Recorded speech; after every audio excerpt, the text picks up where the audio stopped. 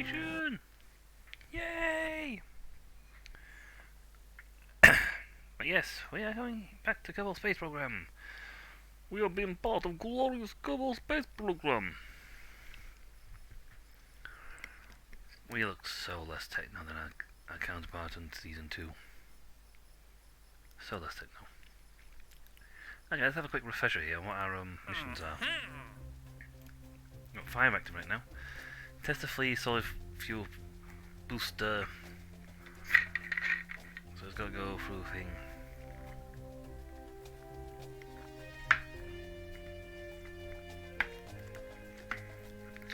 So we need to get one that gets me up there. There's a height, and then fire the fleas off. Okay. Not too bad. I could do a TD decoupler. Again, not too bad.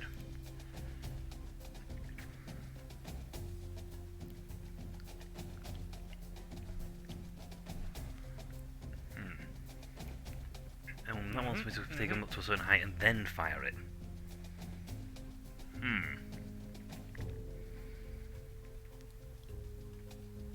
Well, this one and this one should be fine. We'll design a small rocket. Take them up, get them to roughly this altitude, roughly the speedish. Fire them off. And then let them just go back to the floor. Our next big global mission. Get to the moon. Get a good chunk of cash though.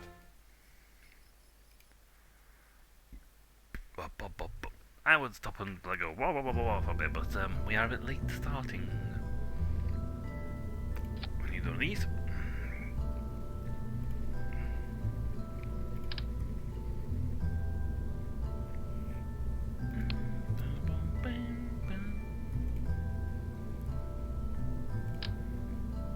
TD-25.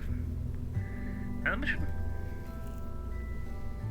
That's a heat shield. Yeah, TD-25. 12, TD-25. Wow, that's a big boy. Okay. That's splashed down, so that's fine. Phone test activate power for the sequencing parts, so that's fine.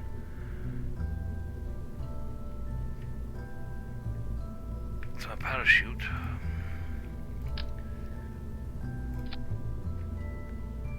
Has to take place before that one, so we can go bloop and come off. We need a flea.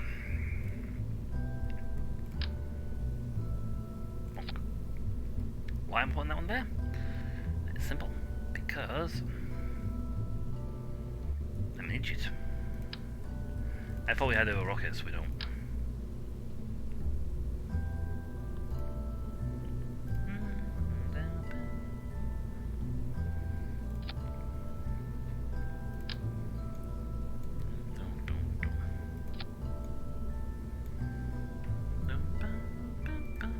Hopefully this will actually have the produce actually off the ground.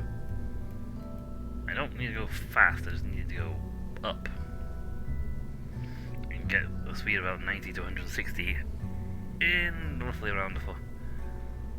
Hell, even actually descending, as long as that altitude and that speed, I can fire them off anyway. Given that, however, the weight, I'm going to add in some extra parachutes to help get it to the ground. Okay, Jebediah out. Valentina, you're in. Actually, no, I think I can get. Maybe I just like put the scientists in. I'll be doing through all the manual stuff, but. Yeah, I don't. No, I'd rather show the site than with them in. Let's just hope I can get to altitude. Float for a bit in the right height. To 40,000. Float. Hit the booth. Hit the fleas. I'll angle myself, hit the fleas, and we'll set off. SAS is on. Let's double check what we want. Well, that one worked. Hold on. Alert flight to vehicle assembly. Let's stick the heat shield in and run test, because that's apparently works. If I just have, even if I'm just sat on the floor.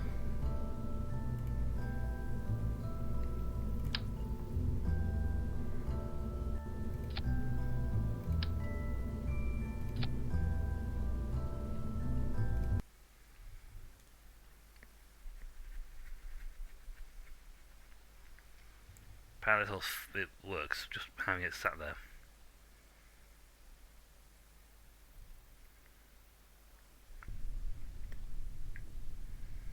Okay, instant money.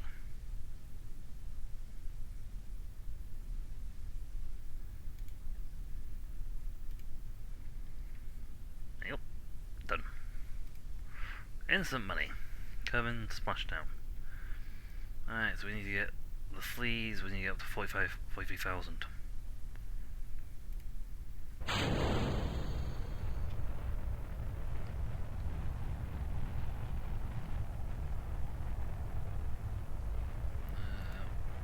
We can only burn for 16 seconds.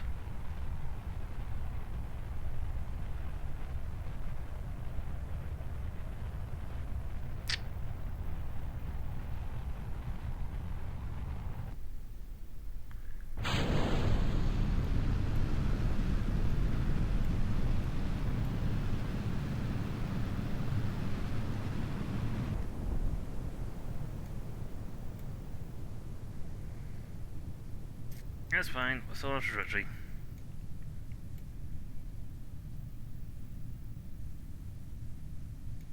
Come on. Speed up. It should be a splashdown territory.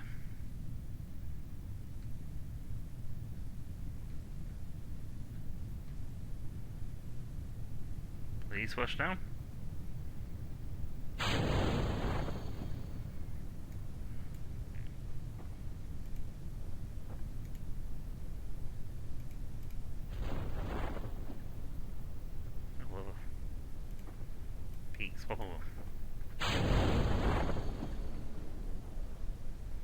Hey, splashdown.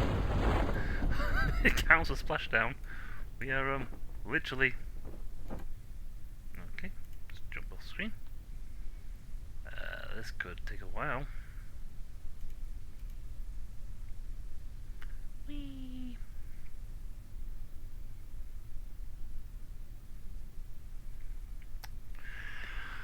So, how are you? I'm fine. That's good, you know. Well, picture of go space control going. So, how are you? I'm fine, sir. Well, good. Almost want to splashdown. Yeah, they're traveling. They're nearly there, sir. Very good, very good, very good. So, been thinking about extraplanetary program system. I'm thinking it's got an edge. Oh, thank you, sir. But I am wondering what sort of... Oh, there's what's done. That's fine. We are now on splashdown in Gubble's place. Excellent. Landed nothing. Good to know. Using the coupler in splashdown useless.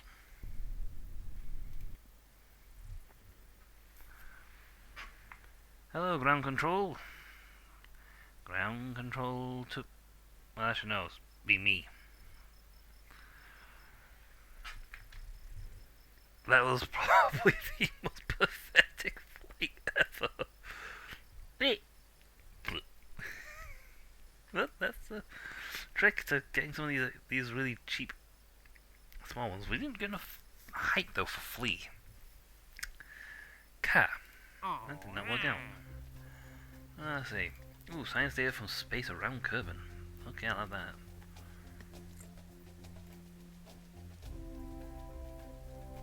Okay, he actually wants me to take off with the thing. That's a bit different. Ferry to the destination and back. Yes, there's a thing here for going to another planet with tourism. See? And you thought, what's his name? Nah. Dude, Bitcoin dude, whatever you're called.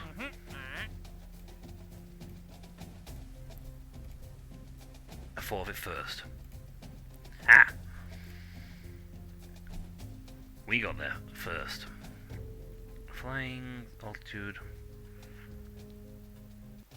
Okay, I can do that one with the rocket we can just did quite easily. Yeah, we'll take that, because that one will do quite quick, easy mission to get done. Also, 250,000? Yes, please. Now we can have a better rocket. Level 2, yeah, size is still mixed, but do that and we get unlimited. We can make a full-size rocket! Now for a cheap and easy rocket so we can just fly 5 feet, fly into deploy parachute and be done with. And going.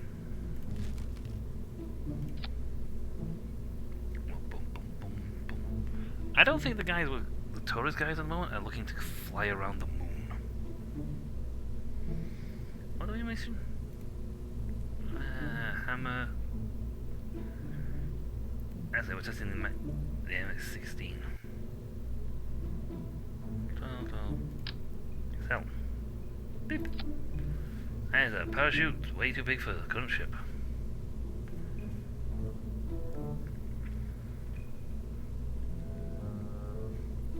You know what? Let's try and hit these two. So we'll take the flea, but we'll put a little bit more boost into it. I think we'll overshoot the speed requirements for the third guy, but I don't know. We could try it with a hammer as well.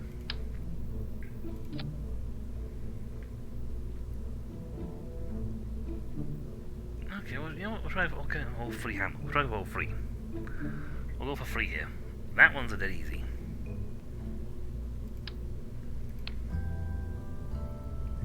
Let's decouple, so I don't have to worry about any of this. So down.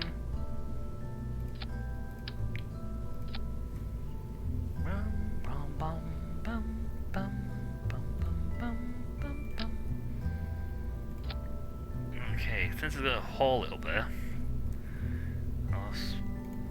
which one of these guys is better? Engine, ISP 250, 320, 265, 310. Okay, I don't know what the engine ISP is. He drains less though.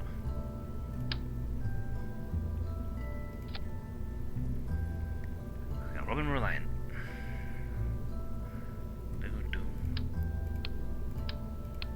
Actually, hold on, take that off. Right, that's in. Help me stabilize.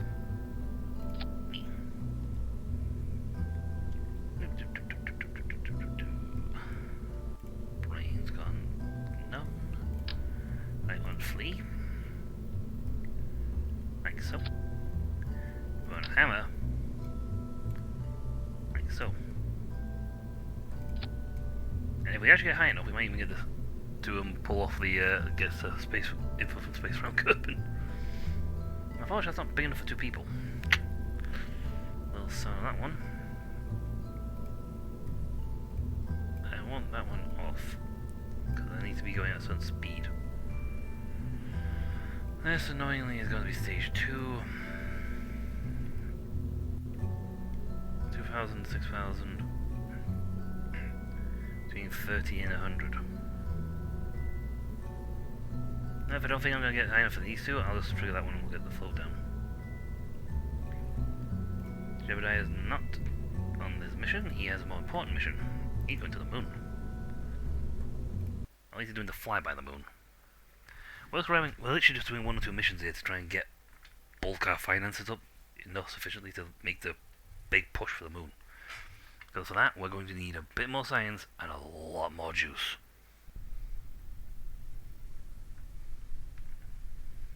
So, SAS on. Our target for these are, if I can get there, at that speed, great. If we can get there, that speed will be great on the way down. Get there, that speed, that'd be also be good.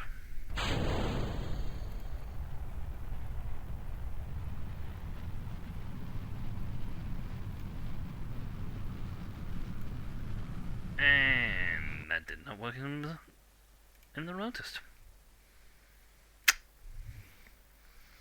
We are too heavy. Ooh, jet engine flying at full power. Are you actually moving? No, not really. Oh. Ooh, if I actually I can pull this off. If I use a decoupler on the hammers.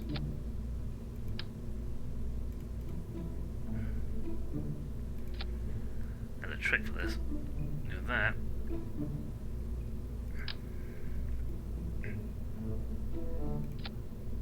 Actually, no, the flea should do just fine for this. Yeah. Flea goes first, activates the thing, it pushes us up, gets us airborne, we get the main engine going to keep us going, and if I'm lucky I'll be slow enough to activate Flea. This is complicated.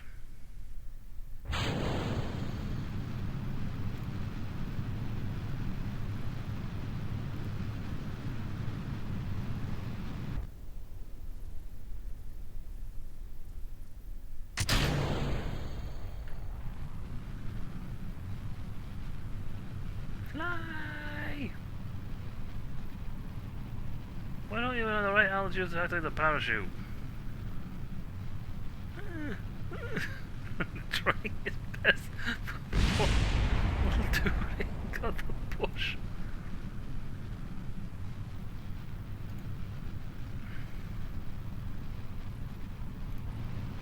Wee! Wow, look.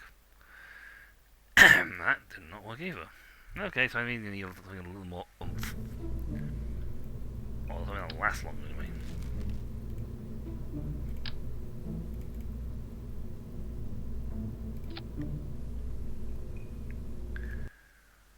The problem is that the ship is very heavy, and swivel is not, and that particular engine does not do so well in atmosphere. Great out of atmosphere, but currently it's the only one of the stronger ones we can get. Actually, I picked the one more fuel efficient.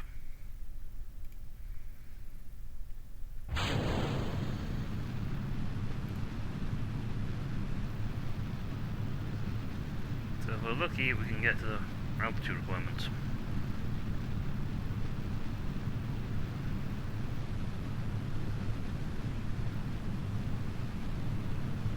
Yeah. We need to get to 43,000. Don't get me wrong, altitude is fine for this, but we're not exactly travelling at the right speed. We've got 1,000 short.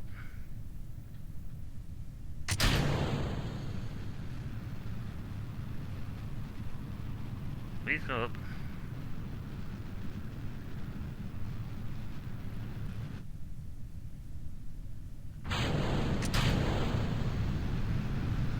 I said I'm way too soon.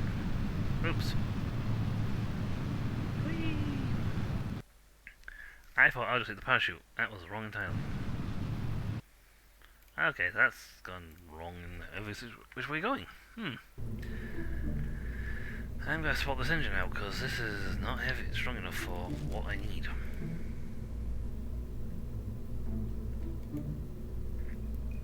The ASL thrust isn't nearly high enough to accommodate.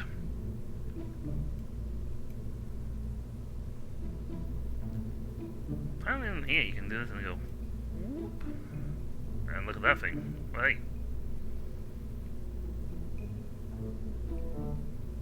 Mass. Well, it doesn't tell you on the other hand in the design checklist. Crash stats. Yeah, I'd like that to be a little bit more expensive, please. You know, show me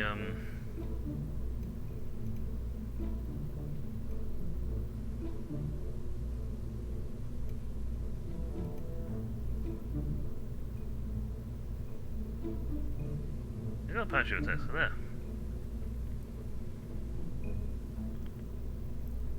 Anyway, we'll try this engine. We just want to get a little bit of flight in here. So let's get the science high.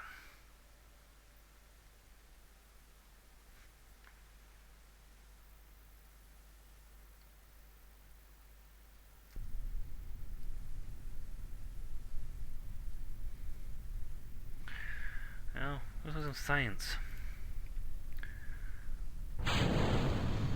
Hopefully we get a little more height this time.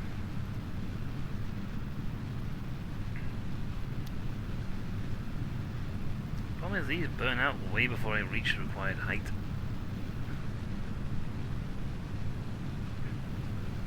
I didn't want to have to fire off put in the big expensive boosters. But I might have to because it just refuses to get to the right height I need.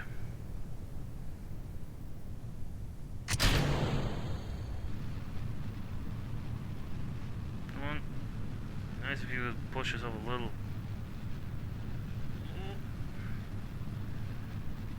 Is it just...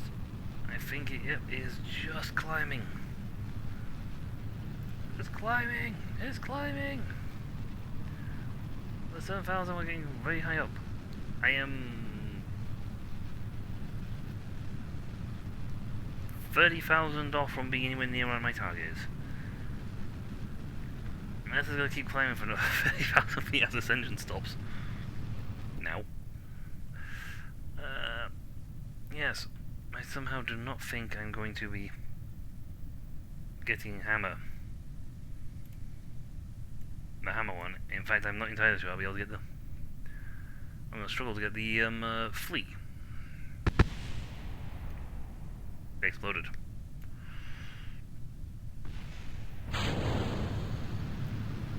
Thrust! Power! Power! Technically you're pushing up something emptier. You should be able to fly higher. The thing is though, I need to get to that height and then catch that speed. Well, I'm going 600, so what's the estimated apex of this thing? Oh, it's annoying. It's what was the maneuver mode? My apex is still shy.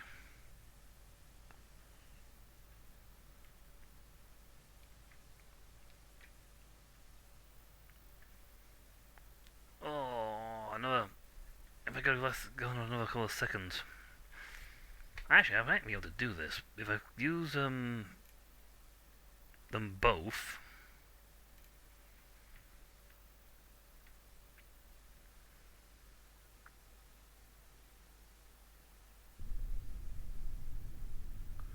So if I take hammer 2, pull that to there,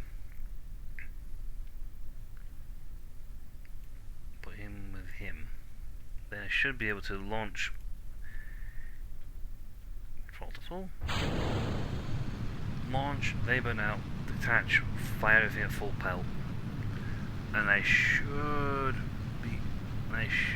be able to maybe punch hard enough that I can get them high enough.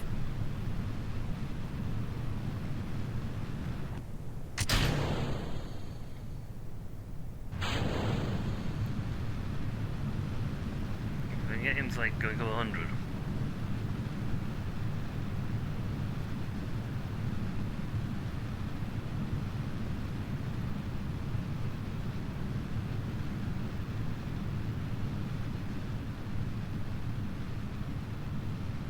I think him to 600 plus, it is much higher in atmosphere, so his fuel should last longer? So he's higher? There he goes.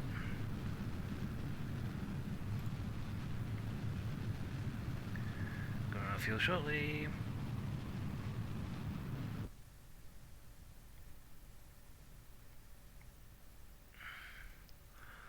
Annoyingly, he's currently slowing down. which is unfortunate.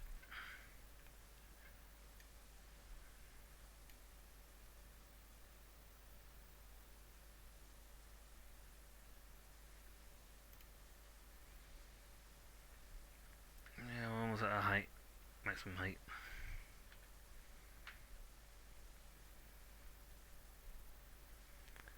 Oh, so close.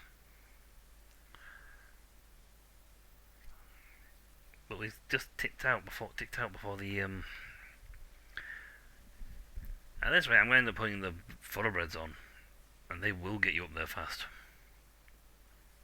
Because they are significantly more powerful engines. It's a shame that I've come so close to getting this right. See? Off by 1,000. Off by a little bit. A little bit more, and we'd have had that. We're 3k off. Okay, back to assembly. Zip! I didn't want to do this, but you left me no choice.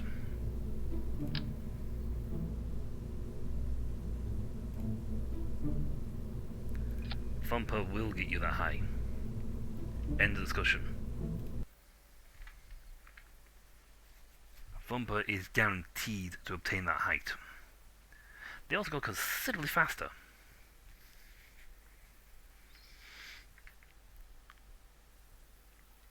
It will get us up there. It will get us within altitude range of what we need. And I do wobble like a pumpkin. Maybe I should put some struts on there to actually get the thing to stay put.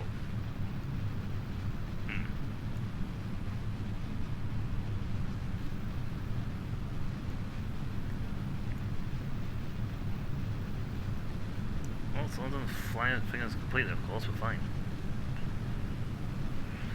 But yeah, this will net us a significant amount of thrust. I mean, we're most of the way up there already, and we're not even past the 4,000 mark, and we're already nearly at 600 here.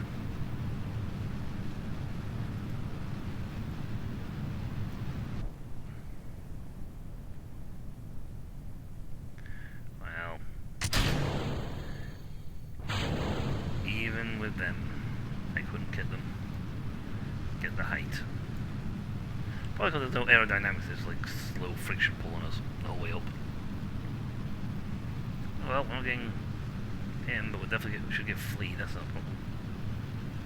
I mean, we're already being projected at altitude, max altitude of 50, so.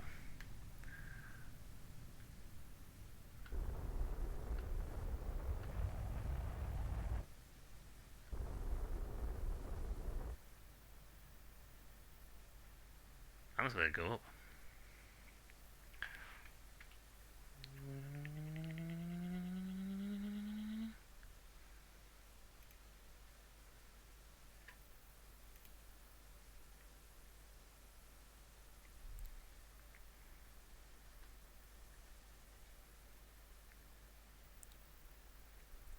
Not on this height, just going slow enough.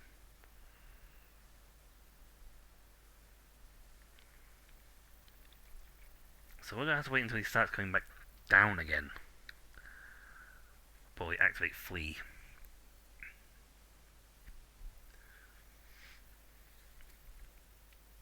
Yeah, because now we hit the right speed, so.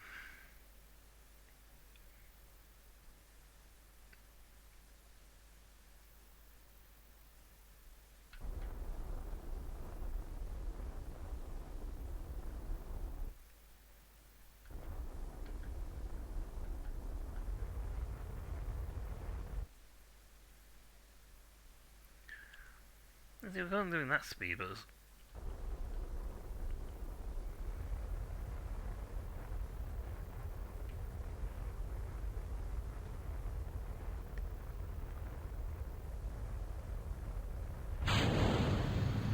apparently we're in the right thing for speed. Flea.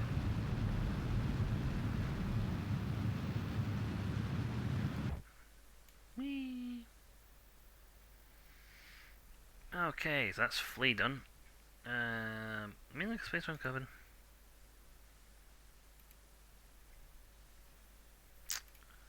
Now, atmosphere only. Okay, now I just need to arm the parachute.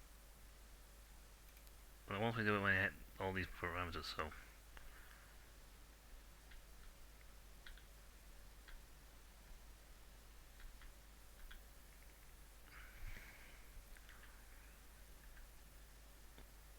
Okay, going downwards. Whee!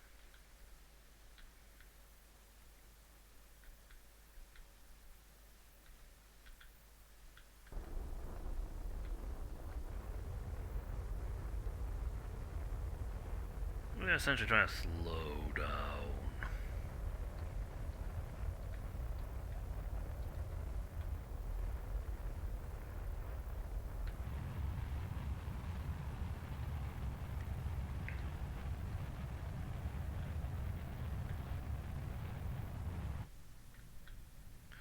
The parachute wants us under 100. At 6,000 feet. Meters. I am...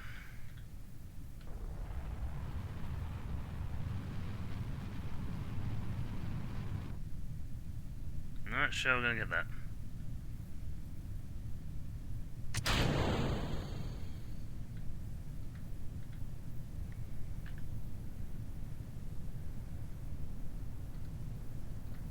Not exactly, it's not shortly. We're gonna get the fleeters right. No, it's a cheap one.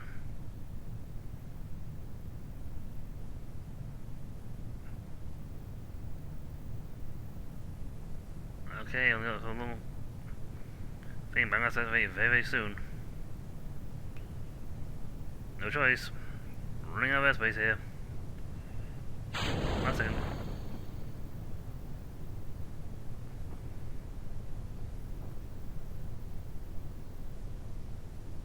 Outside parameters. Please deploy.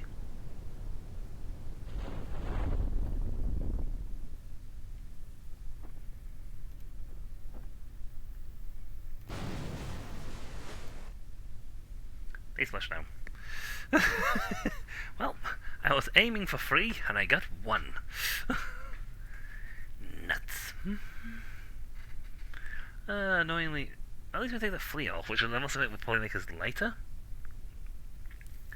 And thus, for that particular design layout, would get us higher. We would get higher on that one. Because we would have less weight and more thrust. Our thrust to weight ratio should be better.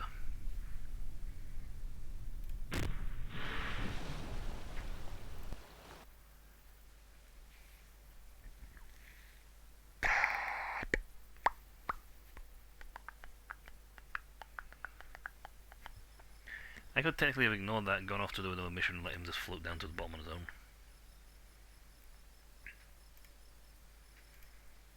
A little bit of science. Not much, we got some. What sort of thing can we build? I mean... nice adapter, good decouplers. Struts. That's something we don't have yet, we need struts. Advanced flight would net us the Terrier, better... wow, that's actually... no, it's a nice small cheap thing, good for floaty jobs. Much better fuel tanks. Starshot. That's a firework launcher. Might consider that. Basic science would get us the first of those. They don't do much, to be honest. They have, yeah.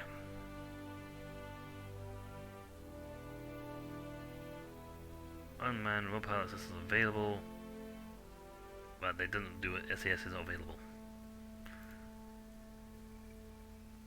So that's that. High-grade antennas, good for communication. We can't afford that. We can only afford one of these because we haven't got the research for 2. I could do again these because then I can have the struts.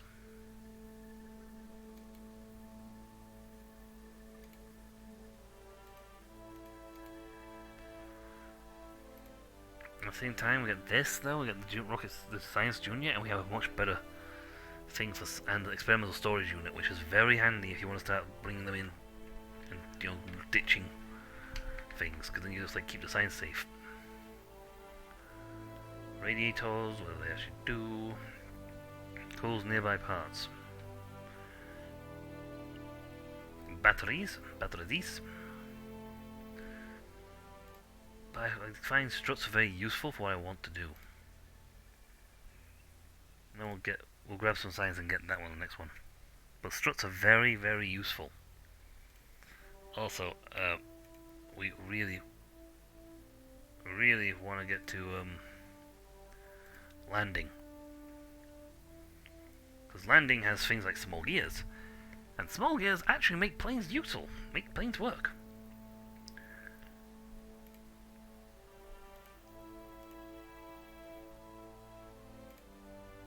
These things are practically useless. And I'm happy. I'd be happy if someone proved me wrong and say, look, I made a rocket that did this with this part. I would be happy with that. But right now, they're useless. Well, I can get rid of these now. Because I got fleas.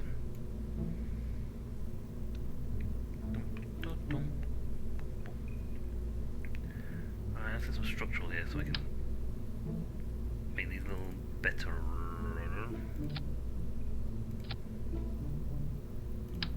Just little things like this keep the rockets from like flailing around. I suppose I should put some aerodynamics on, so they actually get there fast better. Better engines? No. Right. With any luck, we'll achieve the height we need.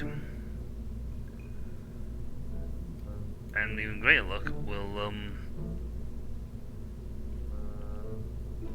I am literally launching an 8 grand craft, a 9 grand craft to attempt to get a measly 1 mission done.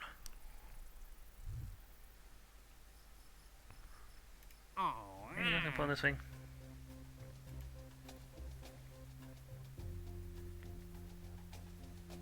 Food.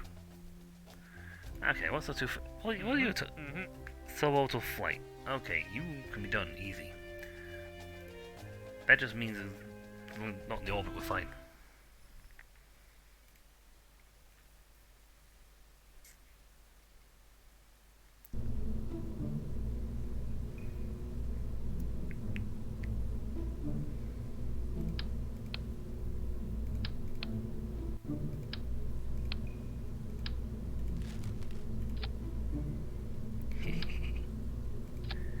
These things jettison on their own. Just makes them so much fun. It's held on that bit there, and when it hits a certain point, it goes beep, and will release itself. But still, also taking you up. See you? Which one do you want the suborbital flight? You're not getting a spacesuit. Oh wait. Samkin, you want suborbital.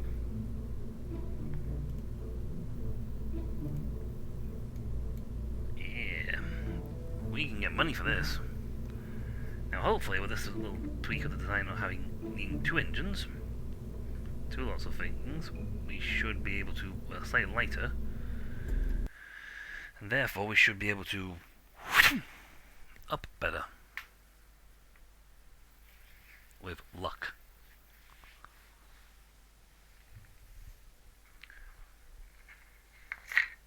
Good luck.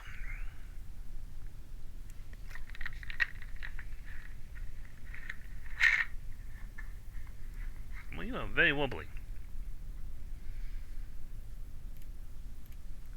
2 peas in a pod.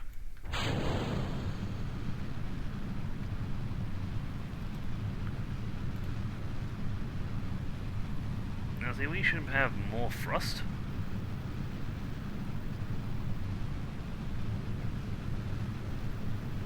So our projected thingy for this mode, for this point, should be significantly higher. Because the more aerodynamics of the air's coming off is better.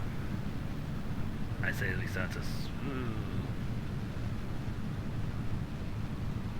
Oh,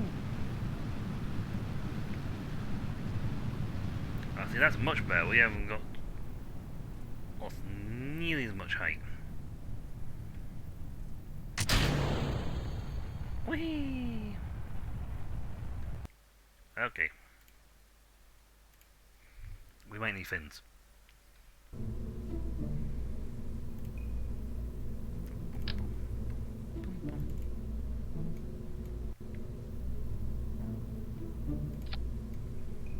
Help stabilize a little bit.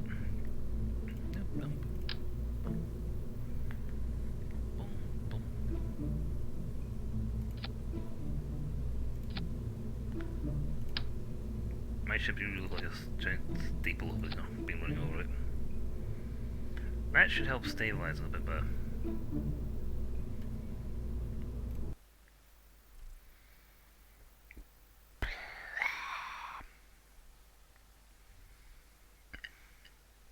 To the moon! Eventually! Dear God, we're going to have to put in some really big engines. Best starters, that's fine.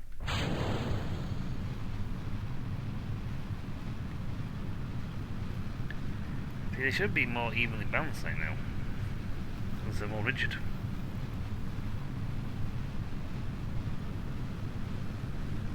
I say that and then does that.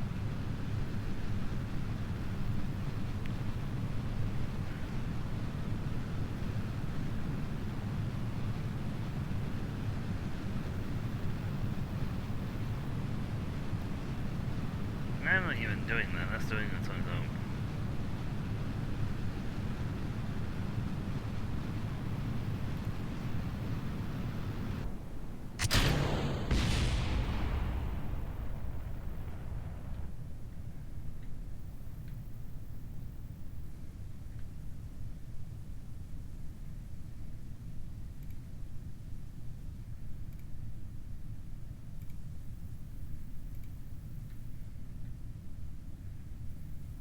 Go on. I'm not sure why it suddenly went wee all over the place. Both have a very squat unit and a very long body.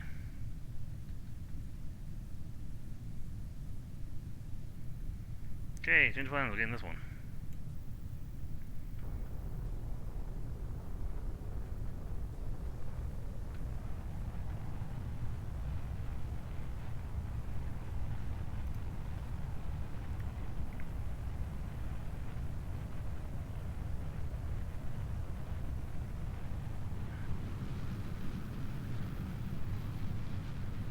So at altitude.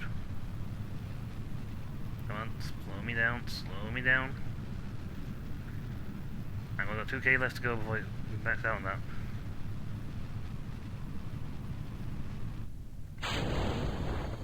Got it.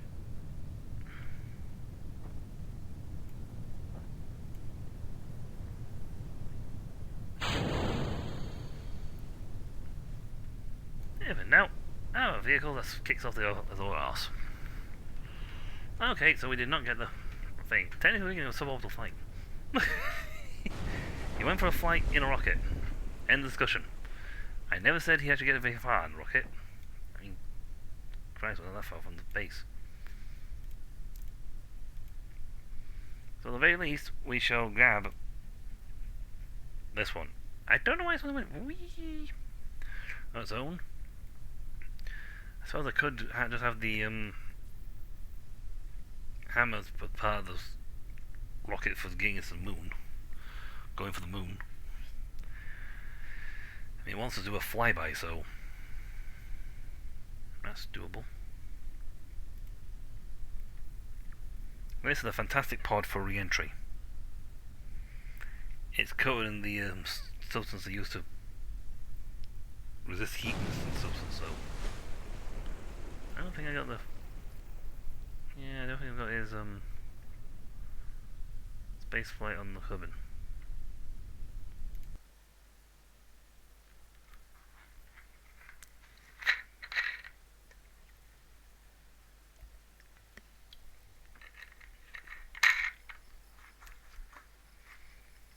Well,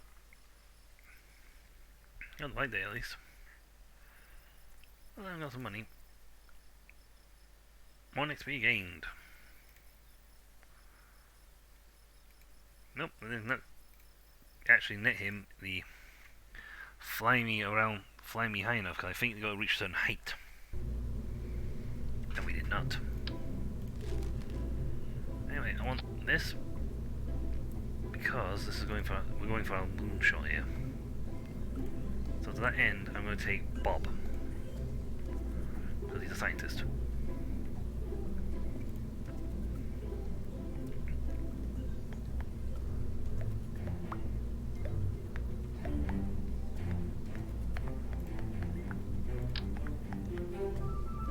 That'll be big enough parachute for what we need, because when we're coming down, this goes and it kicks all the rest of it off. So it's not actually that big. So it should. So that's more. Should have. It's coming back in for re-entry. That should have more than enough weight for what we need.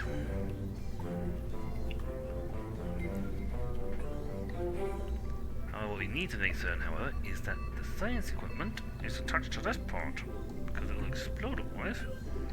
It won't count as bringing science back from around the moon.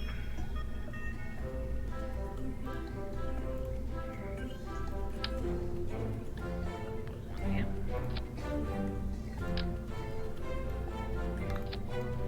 And pressure barometer. We can't do EVAs yet.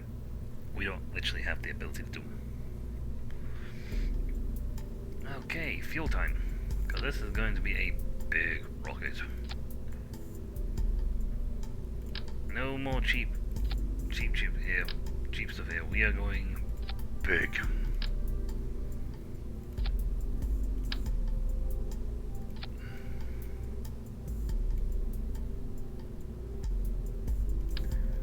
Take that off for a second.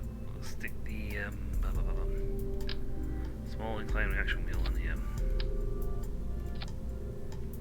Just going to the design checklist. So on first stage, yeah, well, that's not a problem.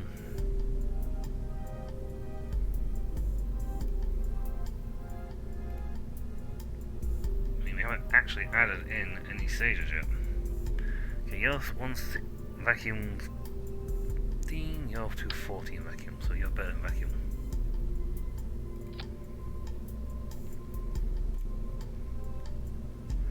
I didn't even know you needed a couple here.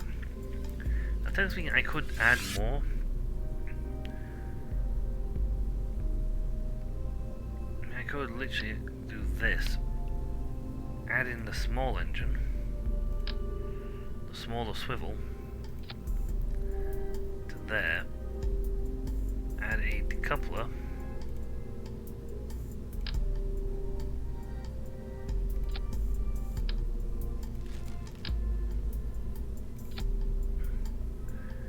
Make sure that his fuel sharing is enables cross feed is off.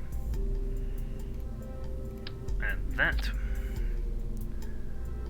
I try that one out, we will explode.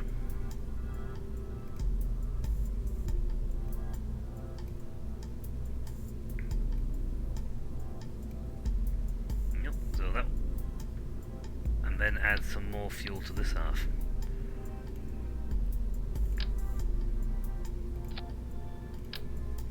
Fly me to the moon, let me play among the stars. Let me see what spring is like on Jupiter and Mars.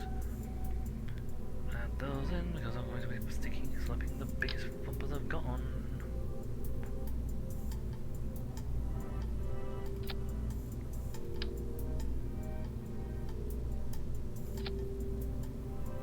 Dynamics on so they don't cause drag.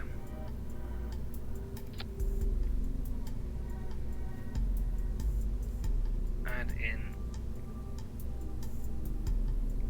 deluxe winglets.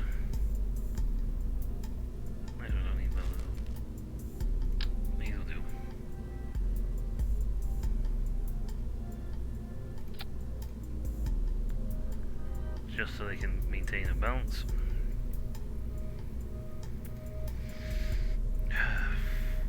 Let's go around orbit, no problem.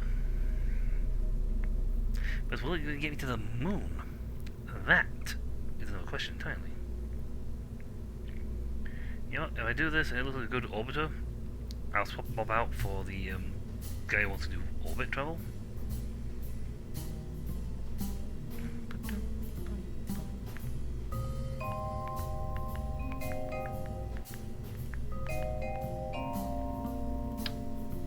Technically I can do this and add another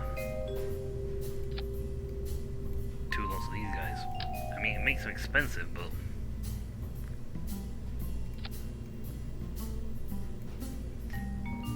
it never fails to get off the ground and then some.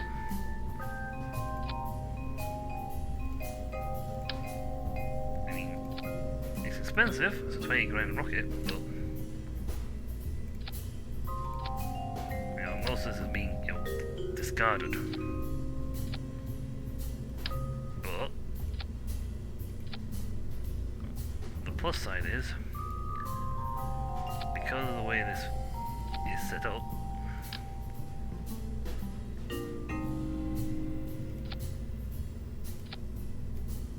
they should launch nicely.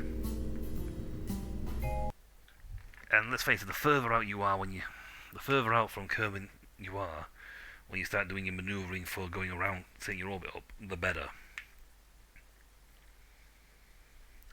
Also better slightly technically lean, do a little rockets like lean and do that sort of arcing thing when they go up, because it allows them to curl around.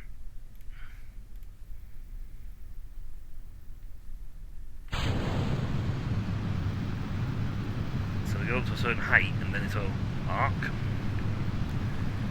And it's the arc we set up so that they don't have to actually burn as much fuel because they're already in the motion of going around the planet.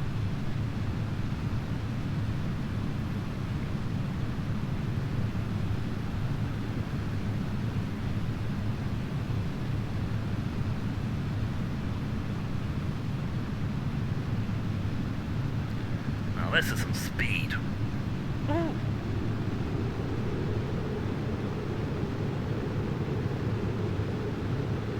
Getting very toasty in there.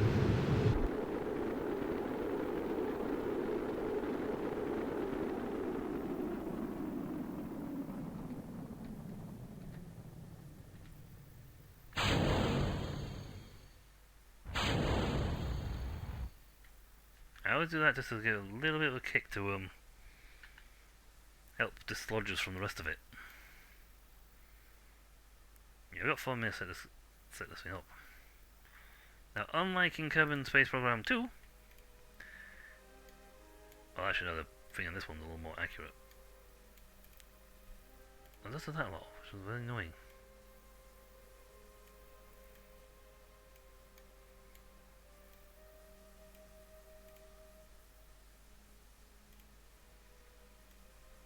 Now, I don't have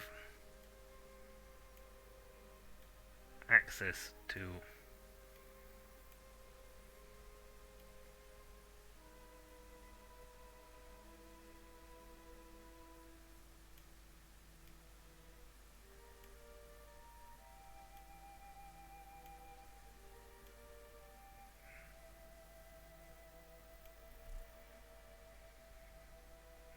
to do that being a lot further out.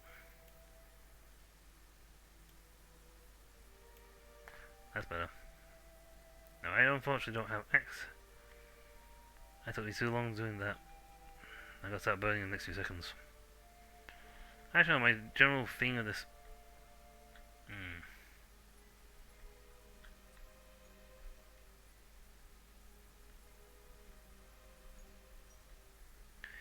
I generally find for the best burn result, you should burn about 50-50 before and after the node. Because this game, unfortunately, is burn maneuver time is a little off. Because it's expecting you to be able to go like that, straight into the burn. So when you hit the node, you'll be exactly bump.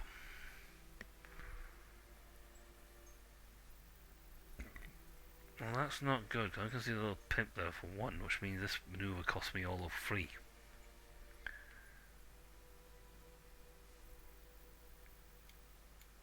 Oh. Pull that back.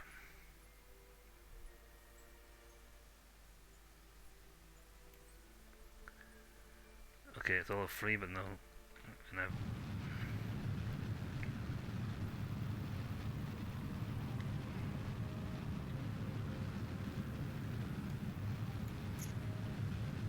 So it's a little more accurate with its thing.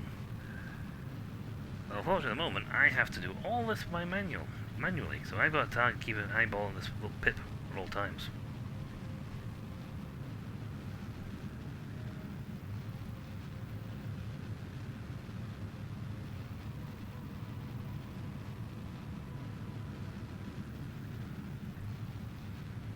Here's another cool thing this one has that number 2 needs. Instead of having a burn time, it has a maneuver speed time, so it's like, okay, you need to be at X speed when you hit X point.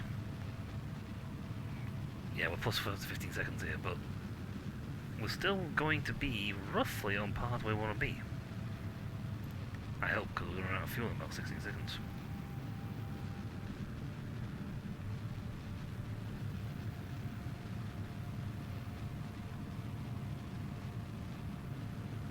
I wanted to stop it early.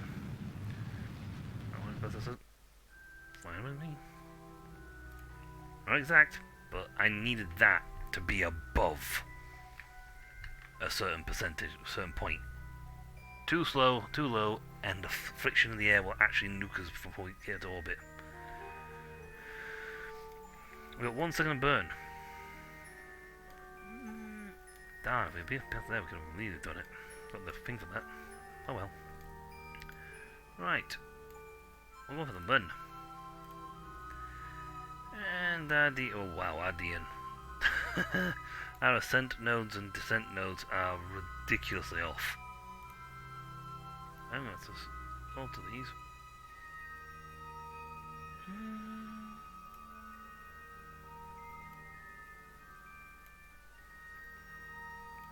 4.7 4.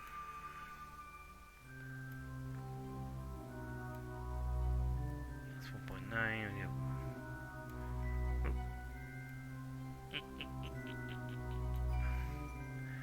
That's about right.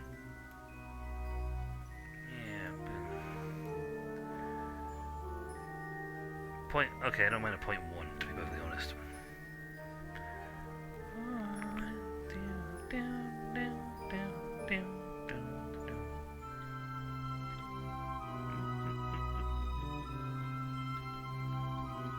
The space, no one can see you break.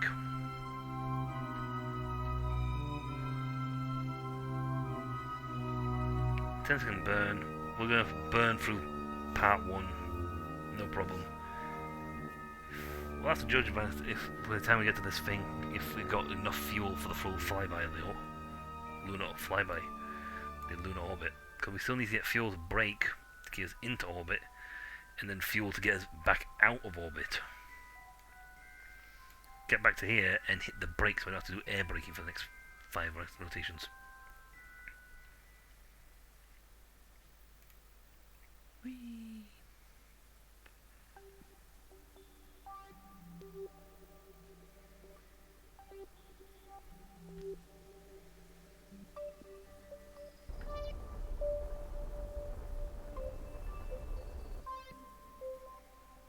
Let's shift us a little bit of speed here.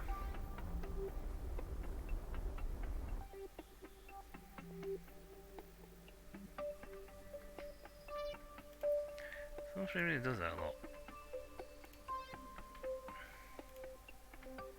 Yeah, hitting the thing to move to the next phase, but it's not doing it. It does it sometimes when I'm in the map mode. In that mode, for some strange reason, it does not like doing the thing on par when I tell it to. At 5 seconds, we hit the main thrust.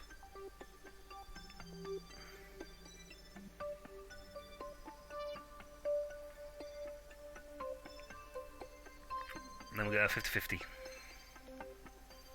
5, 4, 3, 2, 1. Burn. 5, 4, 3, 2, 1. Stop. I hit the wrong button. Well, that's, you know what? I'm happy with that. -1, -1. Could have been better, but you know what? That's fine. I'm happy with a 1-1 here. Okay, it's only 20 seconds we'll get there, so it's not what we're doing on this burn. Perhaps we'll have to wait till the next cycle.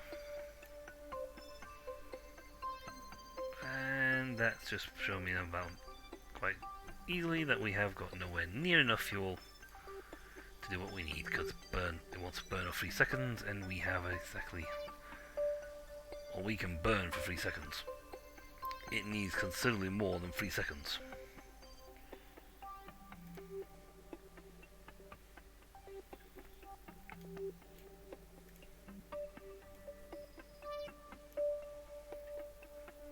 See, a little, actually, that was all shooting we'd launch away from the planet. Even with our best option, best one in the world, we ain't getting enough. We don't have anywhere near enough fuel in us to perform what we need. So, time to gather ourselves some stuff, some samples. In space right now. That's fine, because I took Bob the scientist, so we should get some extra science from the slot.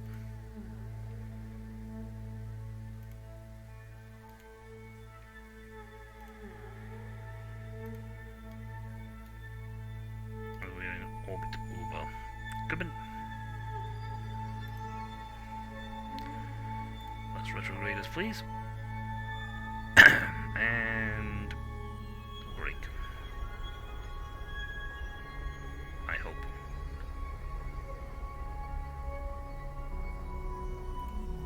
Even if my max isn't right, as long as my min is under a certain percentage, we should be fine.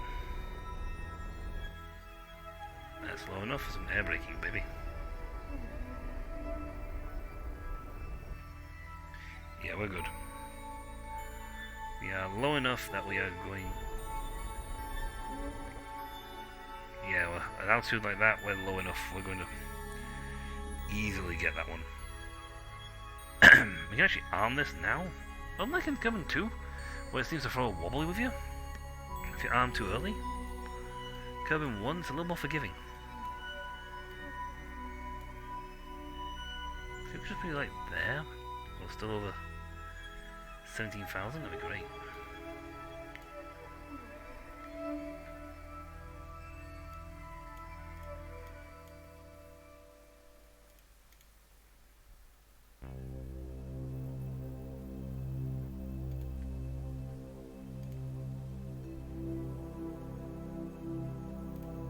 Lights off. Lights on. I'll put the lights on. Lights. Whee!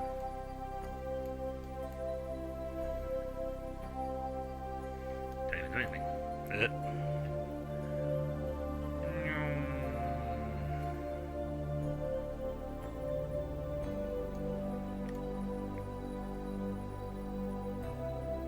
They won't do that unless you're in time warp. If in time warp, it won't move, even though the thing's moving. It won't actually time warp it.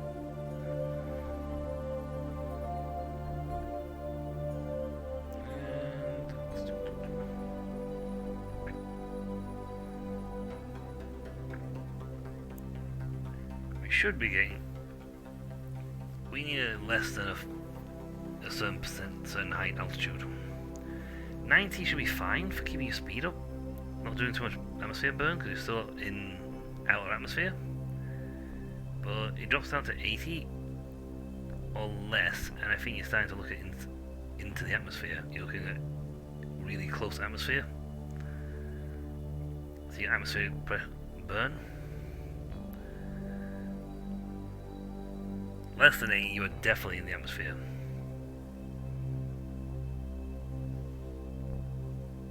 We have a height of 14, 17, so we're going well into the atmosphere. There you go. Okay, so it's less than 70, and it counts as being in the atmosphere because you're close to the planet. Good to know.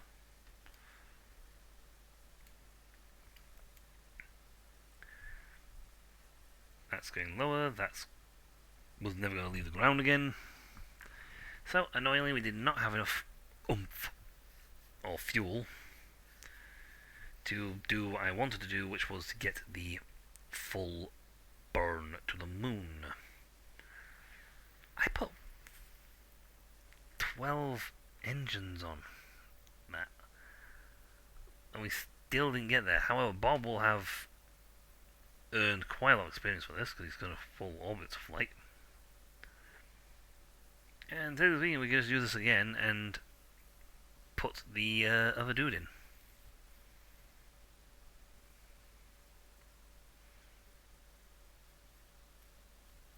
Technically, put the passenger module on instead. I can get them both going for it.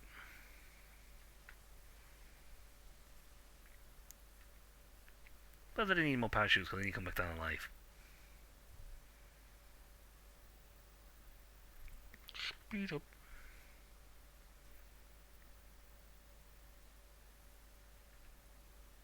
Okay. Get them large ships. Don't you want baby? Ba-ba-da-bum, don't you want me? Oh.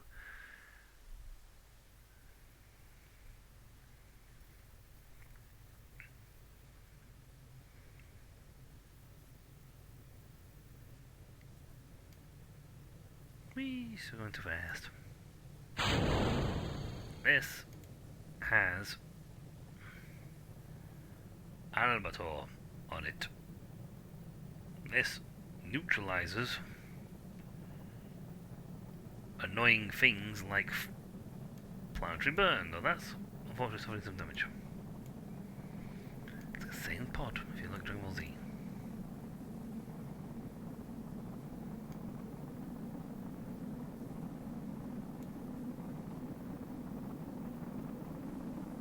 This is designed for the heat. This, not so much.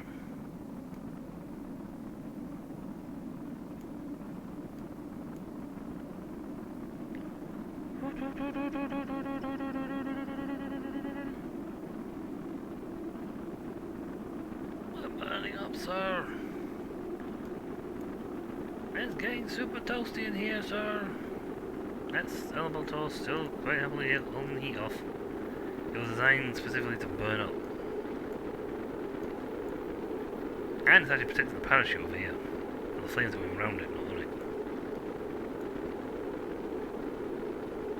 By the way, the burn should start dying off shortly. Because we're still punching through the atmosphere, but we're also starting to slow down. It doesn't burn so much once you're lower than near to 1,000.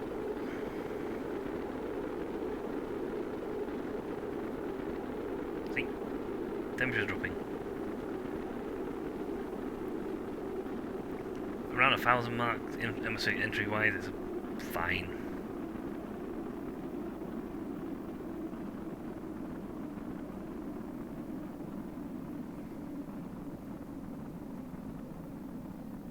I mean, I'm still flying towards the ground at a ridiculously high rate of speed. But less than 1,000, you're looking very little friction in the atmosphere. Whee! Like a falling golf ball. Now we can speed up time. We don't have to worry about tight physics of the large end.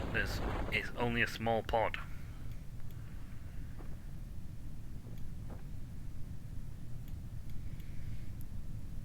Let's just hope that thing deploys and actually stops us from hitting the ground too hard. I mean, it won't actually deploy unless it's safe to deploy.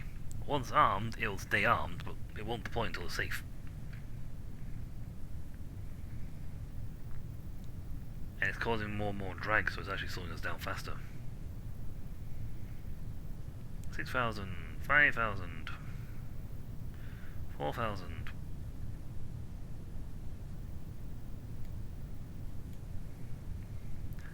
nearly less than 100. I think we're well inside its safety measures for deployment.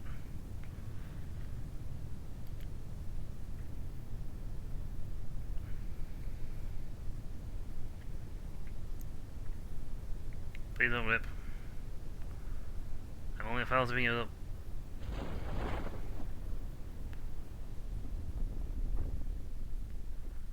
There we go. At 7 we'll touch down, no problem.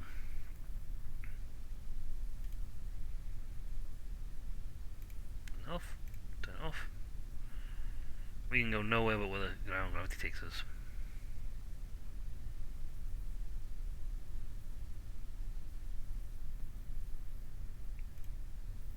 Three, 2, 1. Touchdown. Boink. On the plus side, we can do the thing for taking around the trip tourist one, right? So I can save that one for tourists. Just want a suborbital flight.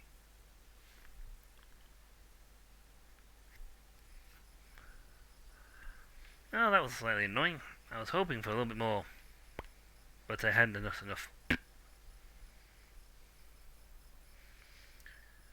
Got some science though.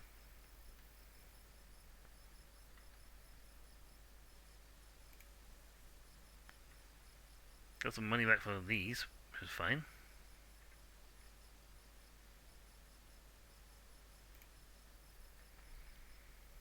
Bob gained 2 levels, 2 points of experience for that, because he went for a full orbital flight. That's good. Okay, so we need a little bit more punch if we're going to make what we do. So that's actually fine for the most part.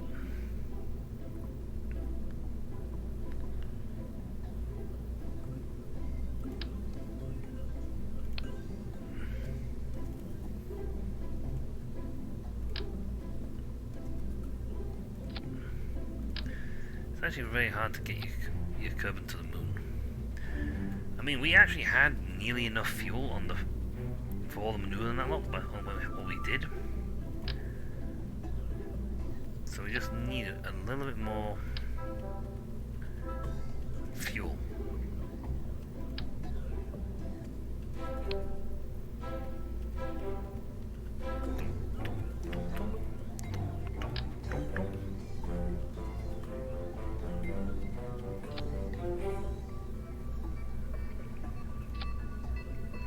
Yeah, that's just there to sort of hold it on.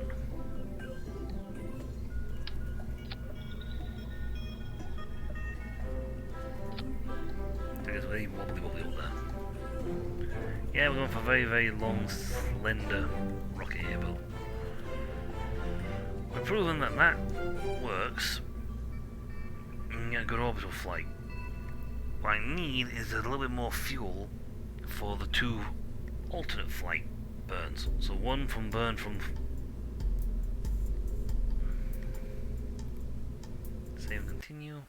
Just before we do that, I want to make sure we got the thing for this, because if he gets a full thing around the moon, we should come back.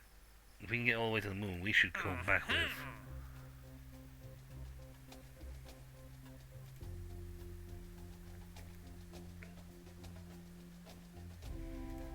dark ferns, all things. No.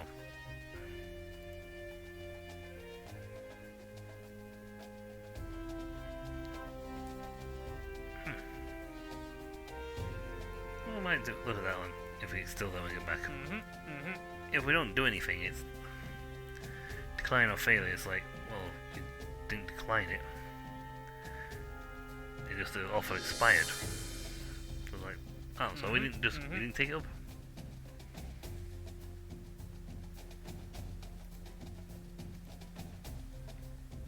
Okay, they could be thinking about. Yeah, I was hoping for get some data from around the moon. Did not get anything like that. Okay, I could technically have the hammers.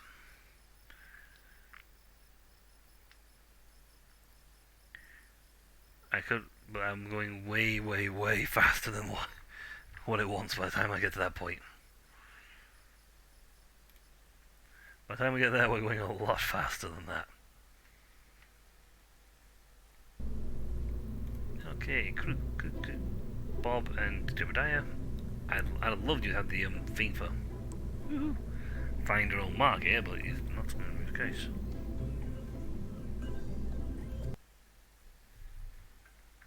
So if we do this right, if this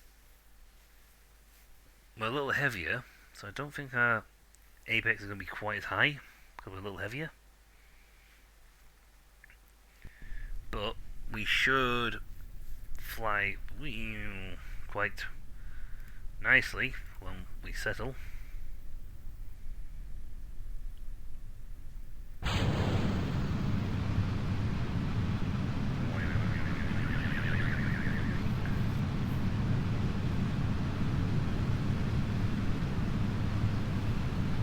Sometimes what is fine at the start is when it gets to a certain friction starts in, it starts to wing and do that.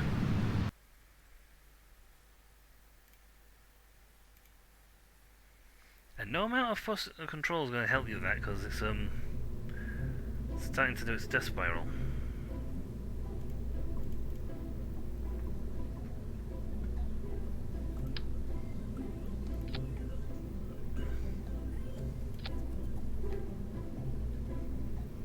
The struts are sort of there. Well, the struts are literally there to help this thing balance.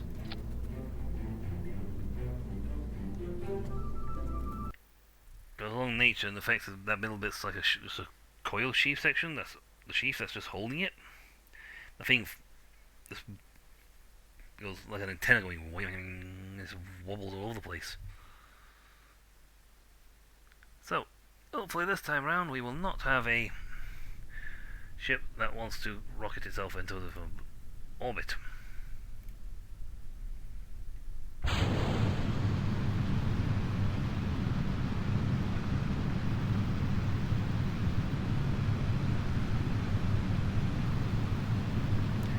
I won't know until it hits a certain altitude and speed.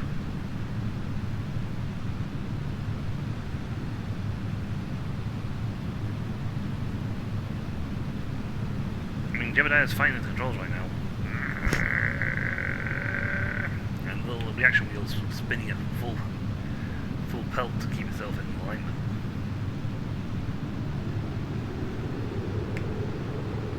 It's fine, it'll take the heat.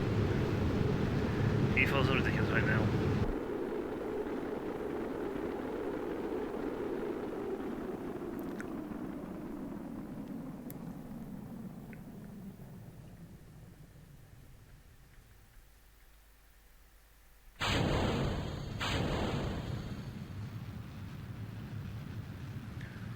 On that. That gives me a nice altitude.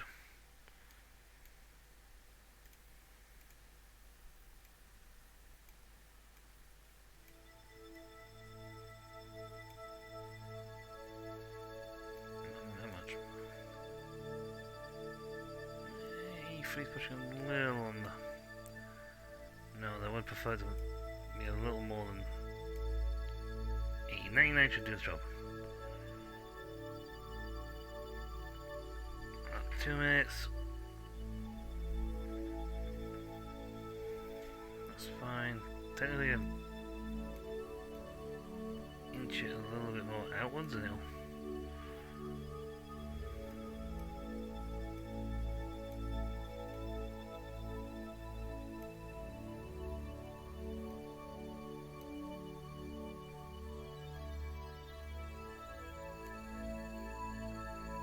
Yeesh.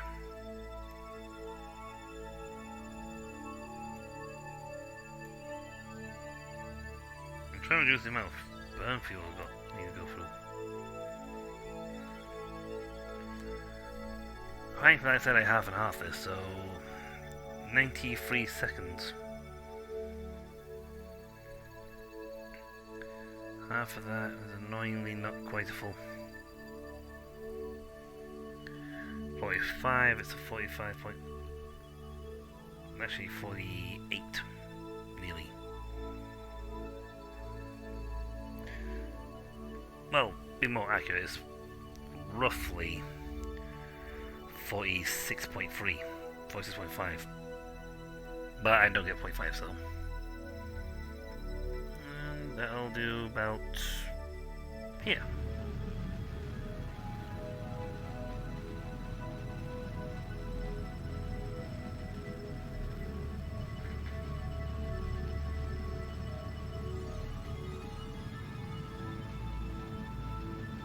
I say going just a little bit above the halfway mark, but that should be fine.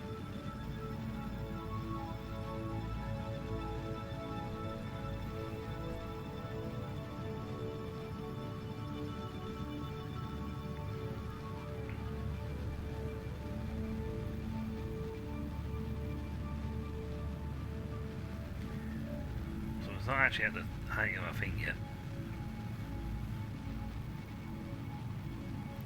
Real narrow, so to speak, so to say, thing going on, but that's fine so long as we're not crashing them into the ground. Our thing is over 2000 here, so.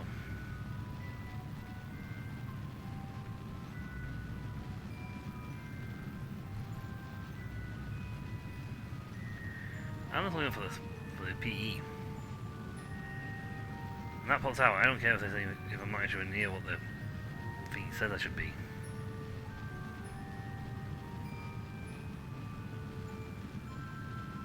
P should be appearing now. Done. I don't care. If it's 105, it's fine. I've got 14 seconds of burn available.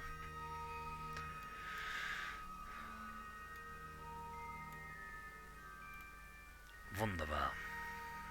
Okay, that's my Ian's likes. Oh, that's actually better than last time. Only 7.9.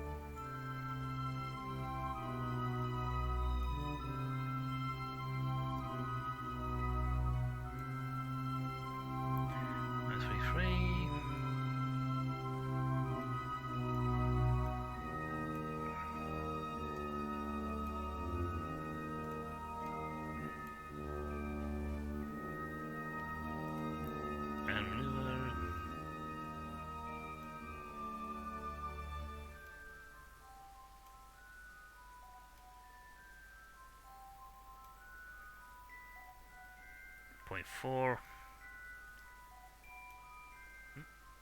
0.1.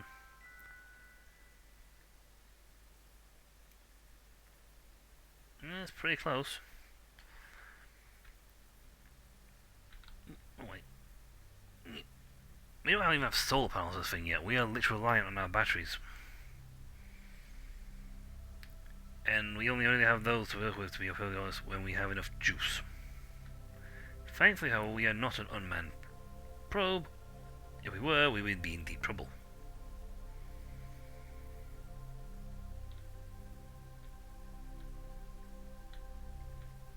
Do I need to put... Come on, come on. Wiggle your large bottom into place for you. Thank you. Cooperate. Whee! I'm going to zoom around, adjust our settings. We're not going to get a PE burn on this one. Again, 5-second thing, so we actually end this one with 4 seconds on the clock. 4 seconds on 4-second burn available. So we are getting closer. I mean, I'd like to have been a lot higher. I actually do recommend you do this because then you can do a slingshot maneuver to actually sort of, if you want to go this bit higher, further, your speed up here. You increase your speed there, and this throws this one out. You want this to shoot out, your speed up to here, and it gives you a bigger slingshot to shoot out the other side. It's awesome. See, this time around, we're not got even a remote second of one here, so.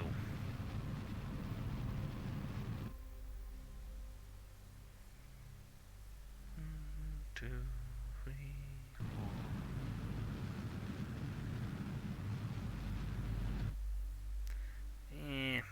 We're a little off. 0.2. 0.2, I can live over 0.2. That's a perfectly fine angle. But yeah, our trajectory, if we did it over here, that's what our trajectory would look like.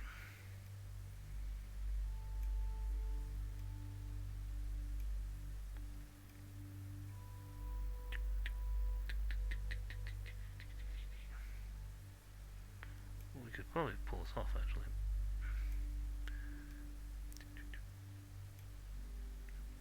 "15-second burn."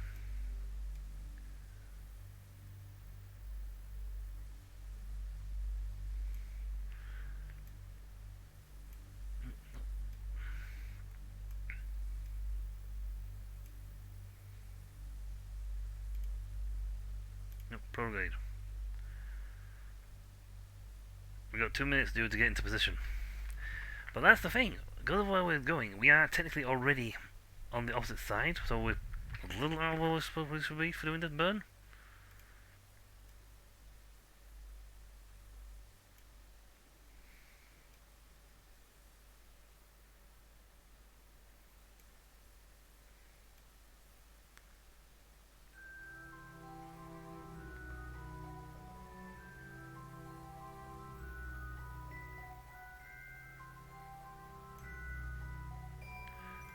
Technically, we won't even need to do a retro burn actually to get us back to Earth. Or Kerbin, as the case may be. We are almost spot on for what we need to do a flyby.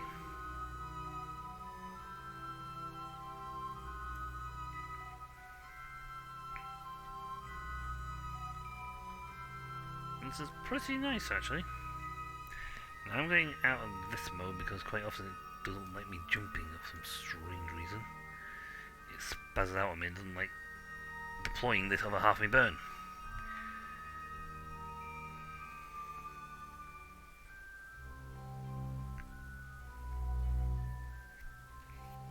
Again, like I said, the best for the burn is to do it half and half.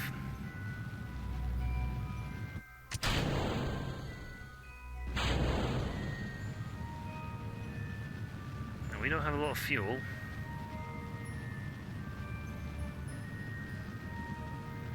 But we should be on par. That's our trajectory.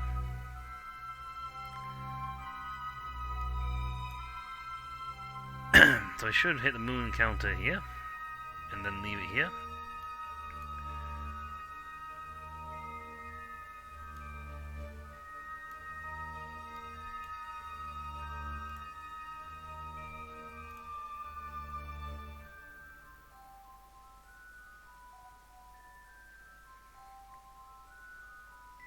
So I reckon we'll hit the moon counter, we'll hit here.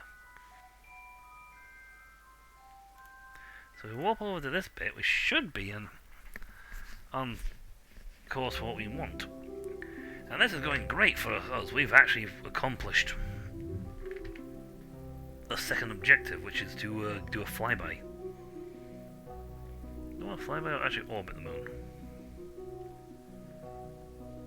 You know, these two can be done easy peasy because they're a thing. Fly by the moon. Don't want us to land this time around, we just want to fly by it. Whee! And to be perfectly honest, I have exactly 2 seconds of burn left on my engines. I couldn't do an orbital situation if I wanted to. Unless our guys are going to get out and push. Not good. Now our trajectory should be altered just in... I should be able to alter our trajectory enough on this to pull us into...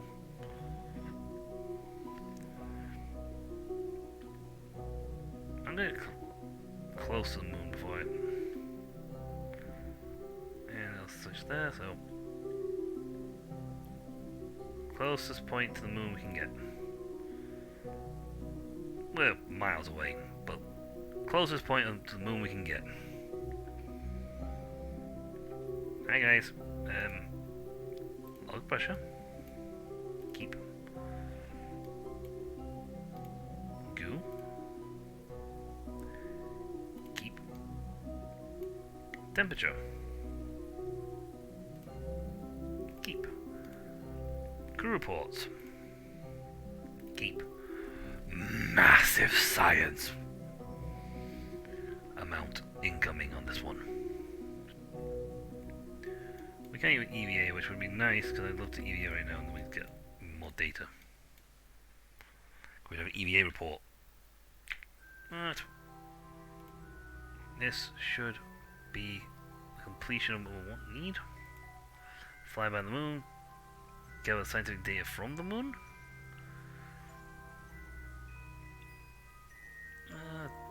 Technically, we're in the fly by the moon.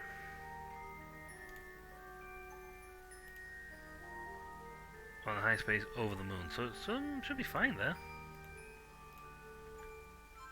Unless it wanted me to be much closer. In which case I messed that one up. So I'm not getting the whole thing for this, but their XP should be massive and I should have more access to morph abilities of them. So that's fine. Whee! Bye bye moon. I'll see you on the next trip.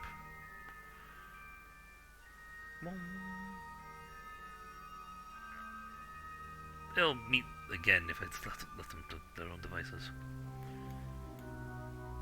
Alright. Retrograde me. Because I need this pulled in by quite some margin.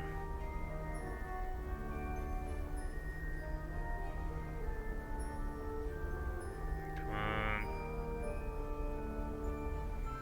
Thankfully we are very far away in low atmosphere so we can get maximum amount burn out of this. But I seriously need them to be less than.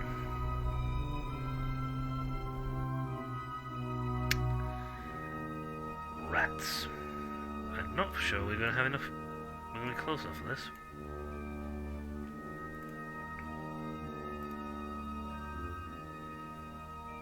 Oh darn.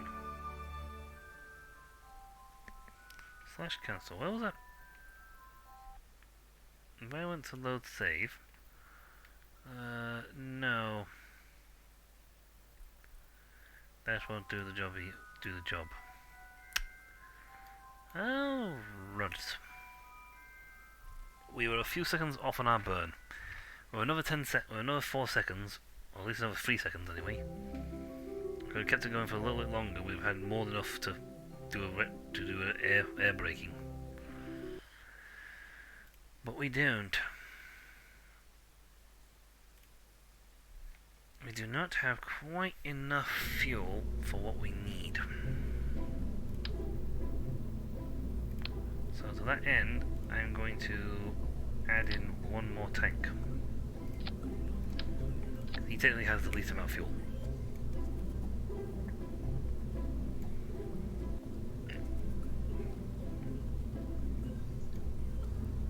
Don't get me wrong, these are doing their job beautifully.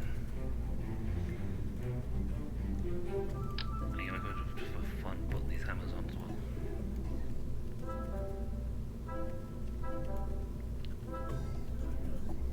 Actually, I have a silly idea, but an idea nonetheless.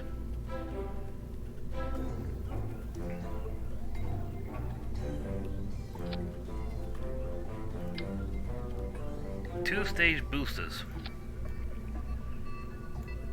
Well, I said before, I use the extra little rockets as the kickoff. Well, what if I slapped in an extra booster here? Thing here. And use these little hammers to kick off. Do the kickoff.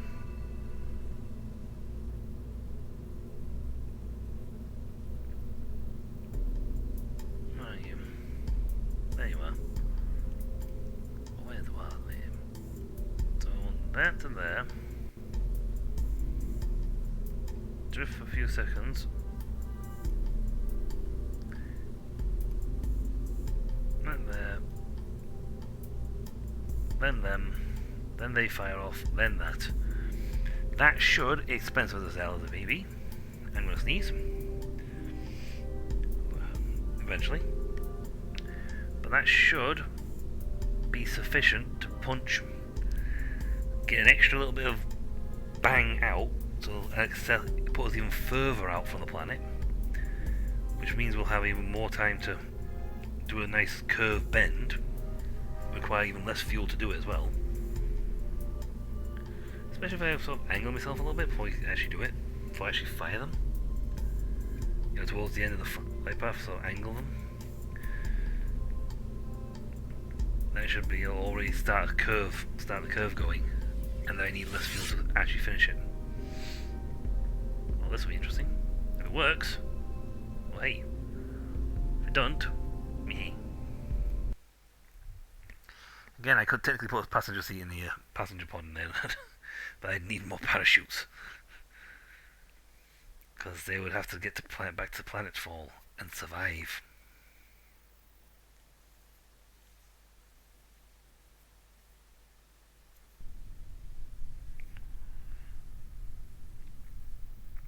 Okay, there's something seriously uneven about these rockets because they're all over the place they sell. Don't blow up me.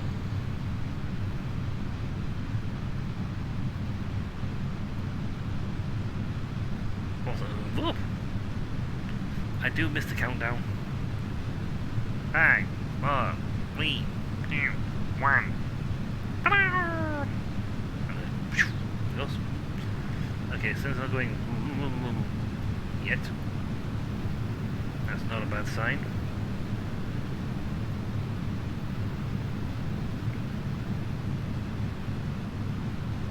If I had a junior science thing, I mean, I could put a little science pod there. I could put a data capture up there. And then it wouldn't matter where I put those pods.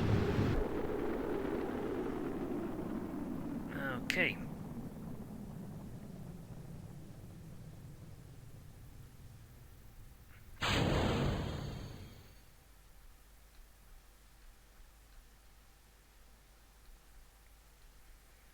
Oh, nice. The kickoff of that was perfect.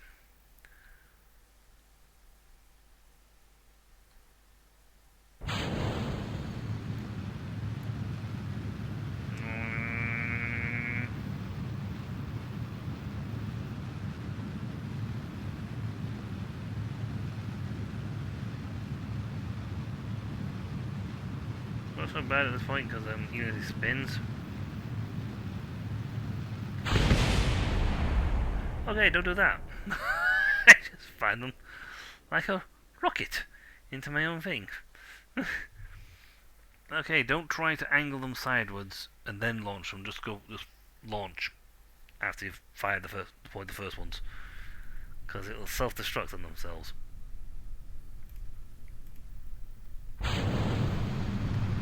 Let's try it again. This time I'll not fire these rockets into myself, into my own body. It sort of shot off, didn't kick off hard enough, and they sort of rammed into the ship. Can I adjust the kick force on these? No. Fire off now, they actually set fire and burn themselves. Beep.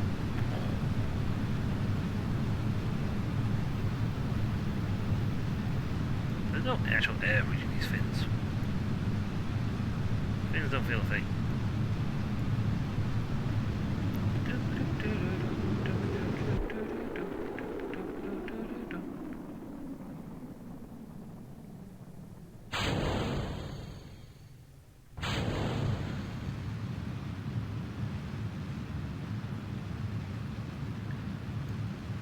the sails at the bottom bit.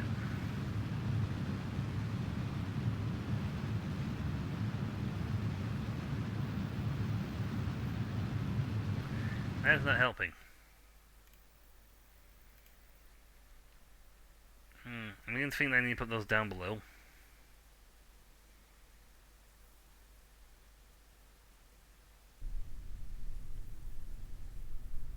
I wanted, not launch, I wanted to go to assembly.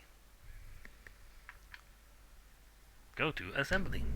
It tells me I can put the struts on. They work like that, great. You just go, whoop. You stick them on like that.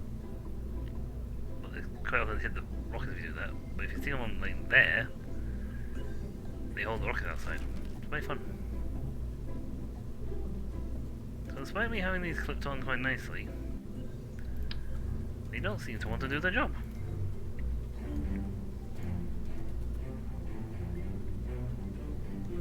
I have to find the point if they were in there.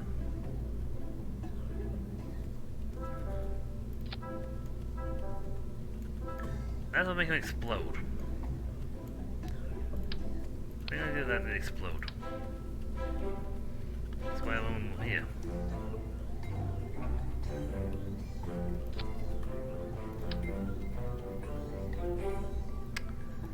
I wanted to have an extra set of boosters on these things that goes whee, and they just like launch at them.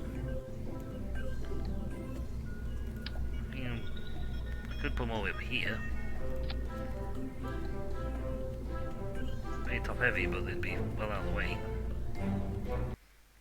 It's experimental.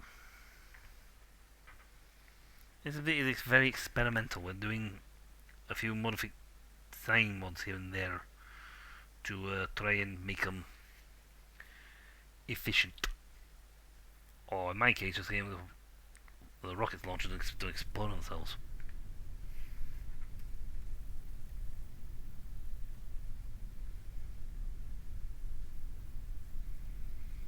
Which would be a great starter, to be very honest.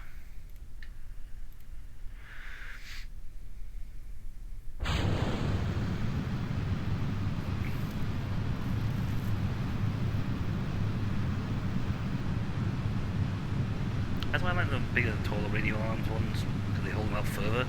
You can put like the thin radial arm ones next to it, and they'll hold them away from the rockets.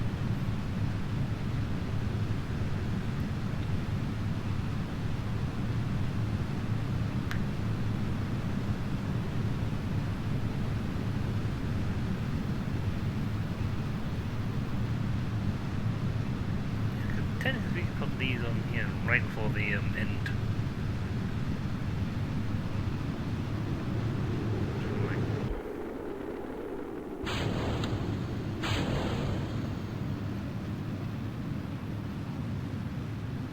Before they run out of thing.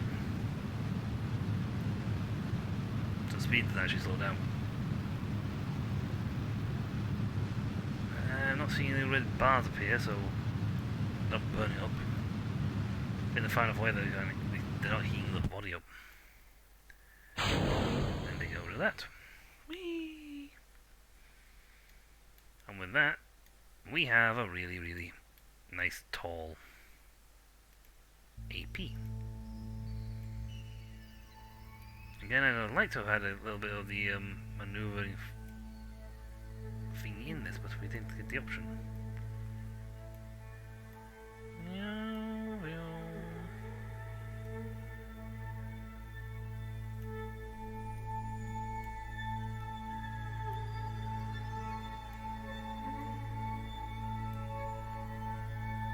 Just more than enough.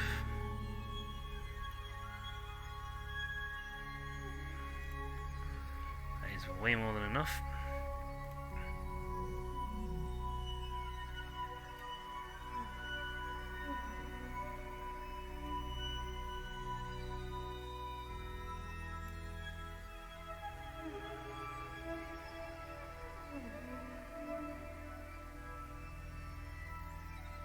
So that's a lot to burn.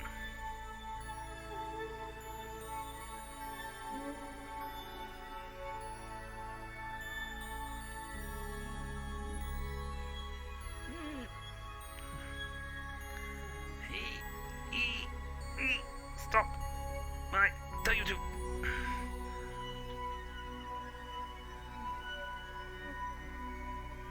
Thankfully I've got a little bit of time to adjust this before I have to hit the engine at full power.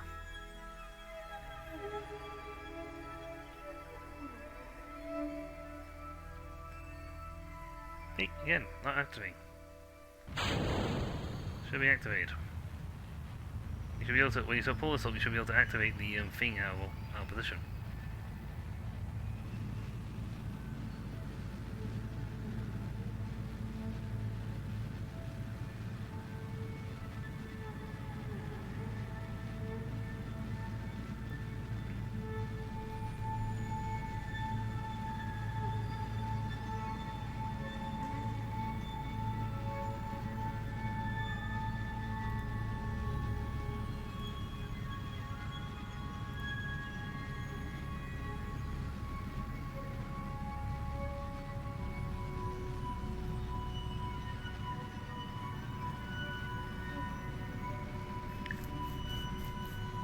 So we don't hit. Well, that's 260,000, so we are pretty high up, so we can actually get away with a bit here and there, to be perfectly honest. I'd like to have a bit more burn time, that's for fun. I want to get ourselves a little closer to the moon this time.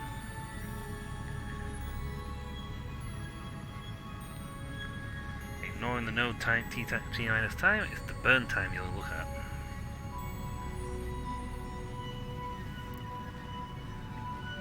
Yeah, I've got 21 seconds left. We'll have about...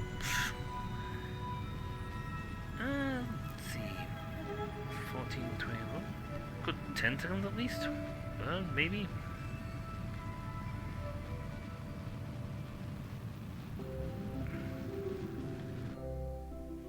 Oh, what the?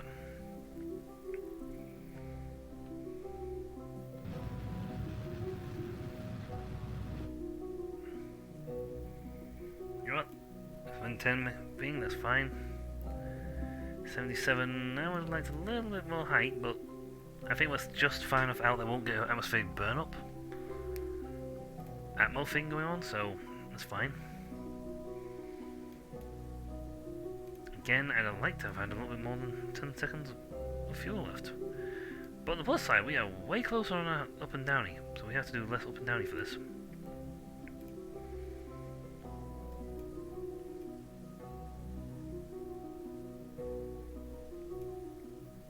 Point at which we can get away with nearly only...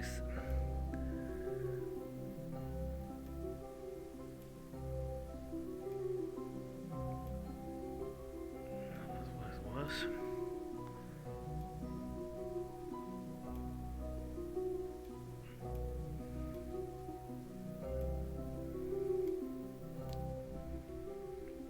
Uh, 4 seconds will be fine, I suppose.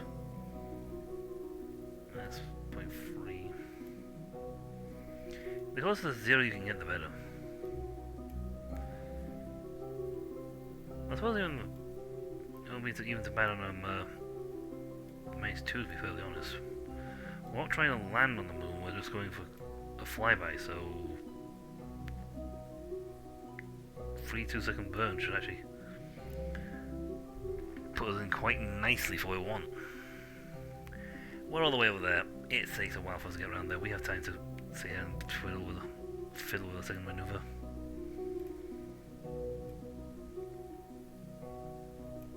Yeah, the colour dictates what the thing. So purple means we're going. This is the maneuver following after the maneuver we just did. Fortunately, what it doesn't tell you is how much fuel I'm going to cost me for this.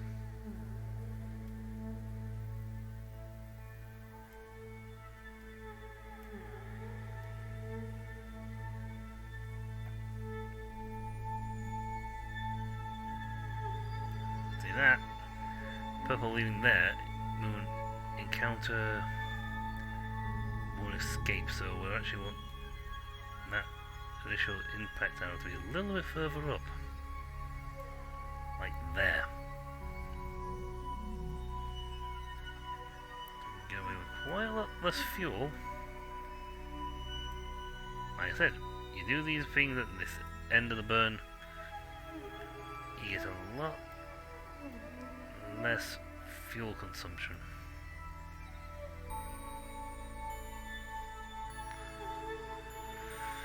Right, this unfortunately will not update with the new thing, but I think we've got a good couple of minutes for this one, so that's fine. Stop. Stop. It's so much easier when you get the ability to just click on this thing and you go to it.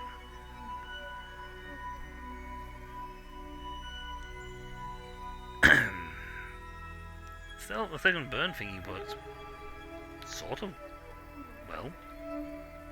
I think we just got lucky, to be fully honest. I would claim skill, but I think we just got lucky. Okay, lock that in.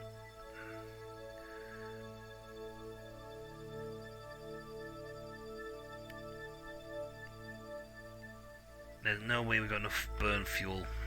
We're gonna have enough fuel on the second burn on just the first tank. However, the second tank is twice the size it used to be. So we can go for 29 seconds on that one.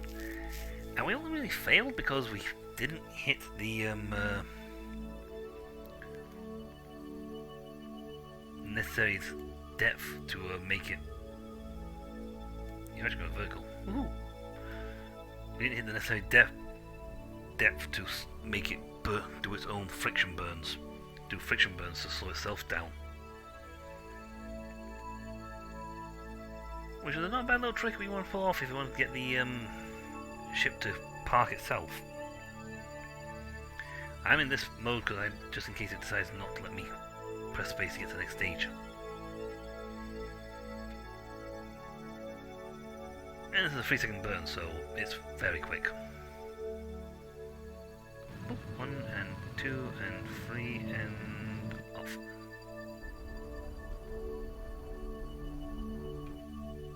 Close enough.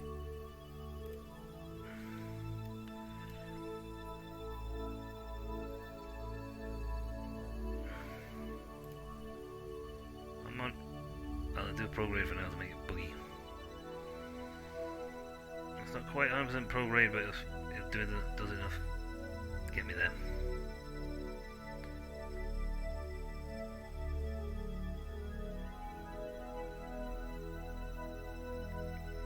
Technically, that timing, that's going to move into the two of them are going to align each other, eventually.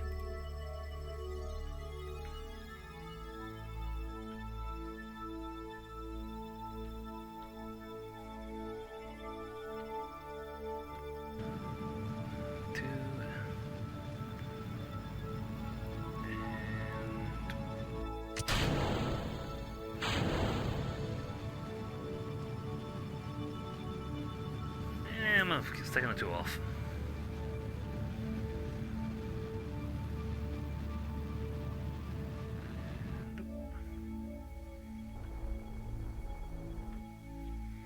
Yeah, if it goes way too far over there, because you can't. Annoyingly, if it doesn't stay targeted, it goes wee and it flies off. I don't know why, but it does it. Still, we should be, if I warp us to here. Whee! We should be perfectly on course for our lunar flyby. With a little more thing and a little miss. With a little more oomph. I should say a little more fuel to get us so we can hit the brakes and hit the brakes.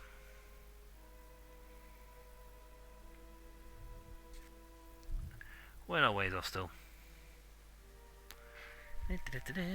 That's fine, because the Luna was technically going very slowly, even though we're miles and miles and miles away.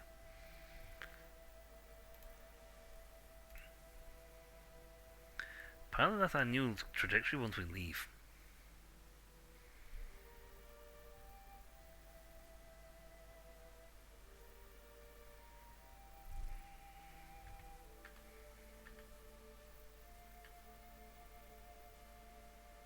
This is where 2 goes better, because it goes whoop.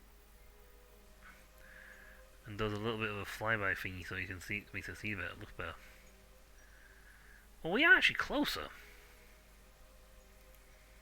to the moon by quite some distance, actually. We're at high altitude above it, though. still, but we are actually significantly closer to the moon than we were last time. So go us. Also, you do not hit the retrograde, the thingy first. Essentially, if we were deployed now, only detached from the rest of us right now, we would be doomed to float away to space for eternity. Because that's our only engine. This thing does not have solar panels. But I would love to do an EVA, that'd be more science. That should be pretty good for all of it. The only thing I don't have is a scanning thing, because I don't have the ability to scan. So let's just, you know what, we'll warp in from view. We'll walk this way. Let me say bye-bye to the moon this way. Bye-bye, Mr. Moon. Bye-bye. We'll be back later.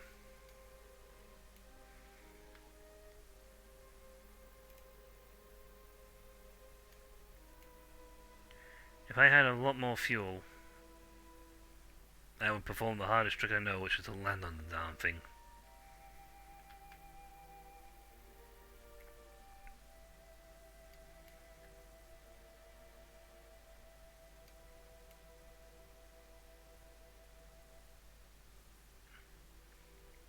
That's changed because that's no longer in that direction anymore. And according to this, our thing is to go straight to the planet.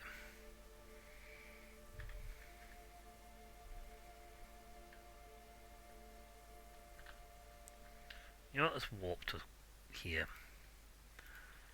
Let's not trust that I can click on things fast enough to actually slow down.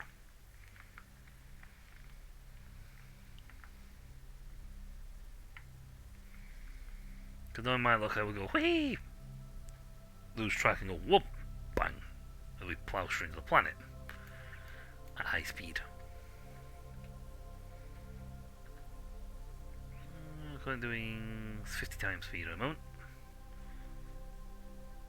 9, 8, 7, 6, 5, 4,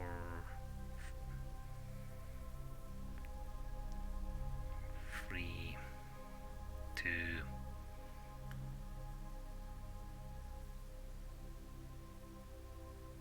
It may seem like a big countdown, but that's because we're literally going to the whole less than 100, we're 100,000 feet up, so.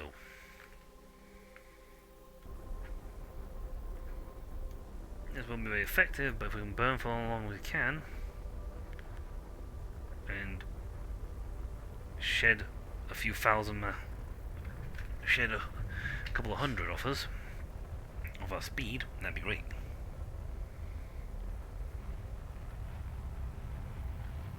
Fuel's not going to last long at this speed for all, but the whole thing is to make us so that we go, so that we're less, so we're slower, even if it's only by this much. Hey.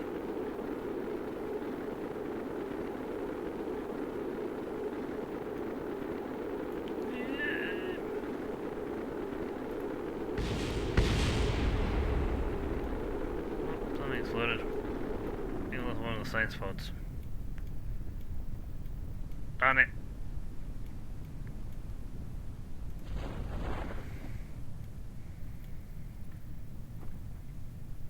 Well, we came in a little on the steep side for that, to be perfectly honest.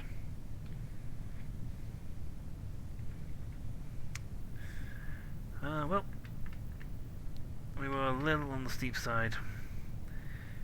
And we sort of came in more trajectory downwards than across. So we had less of a skim, more of a try to punch through the atmosphere at high speed. That's a little sad. Which one of our modules did we lose? Or something. Temperature. Temperature went bye-bye. Shrub. I did set us to land, so it's actually at the correct altitude reading of this. If you set it to water, it would still think it's got a couple thousand feet to go.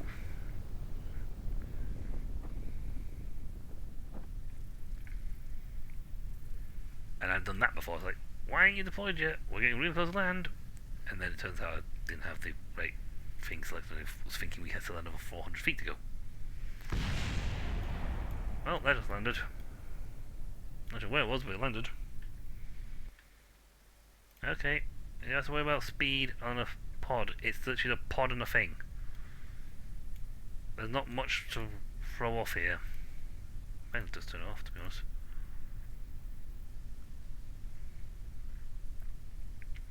Hopefully 7 meters per hour is slow enough for this? Yes. You want to do an EVA? Can we EVA now?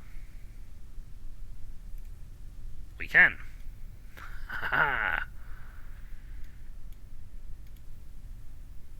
EVA report.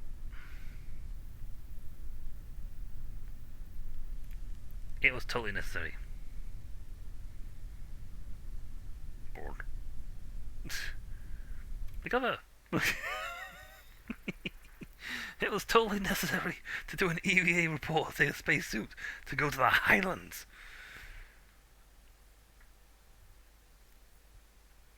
I did not just waste millions, hundreds of thousands of dollars on a flight trip to the Highlands. Yay!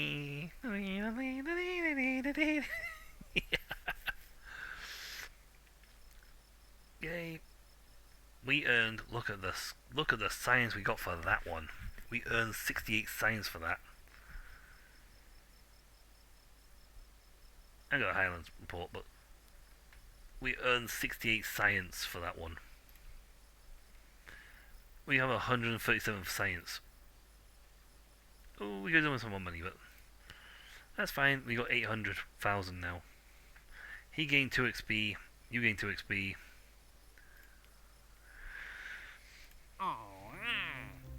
Next up, explore the moon. We take that, advance to the 44,000.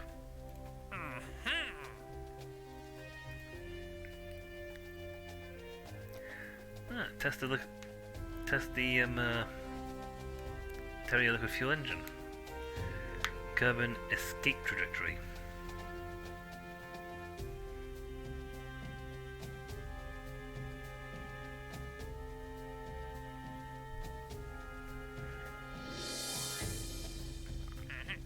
We'll decide that one bit. Though the bit we have more science to get. I can now get this. Advanced rocketry, which means we get a bigger fuel tank. We also get access to the Terrier liquid fuel engine, very handy for small atmospheric flights on a small scale. Not so good for trying to fly. Get all the way to the moon. Annoyingly, advanced flight controls would be nice, because then you can get these. Including the pomegranate, which would let me have 3 people in it. Landing would be nice. I can do planes properly. Better aerodynamics means better planes.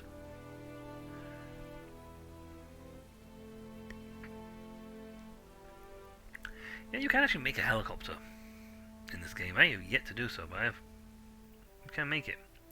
These are also much better engines.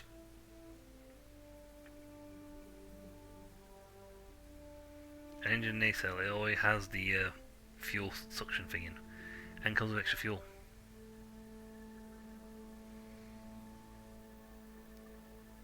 So you could technically make space planes. Advanced connections has my favourite radio decoupler.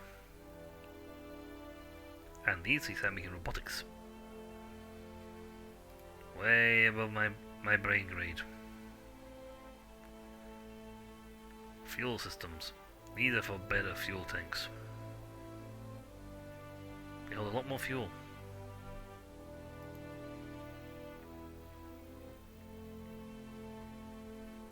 We'll grab this one though, because it gives us new engines.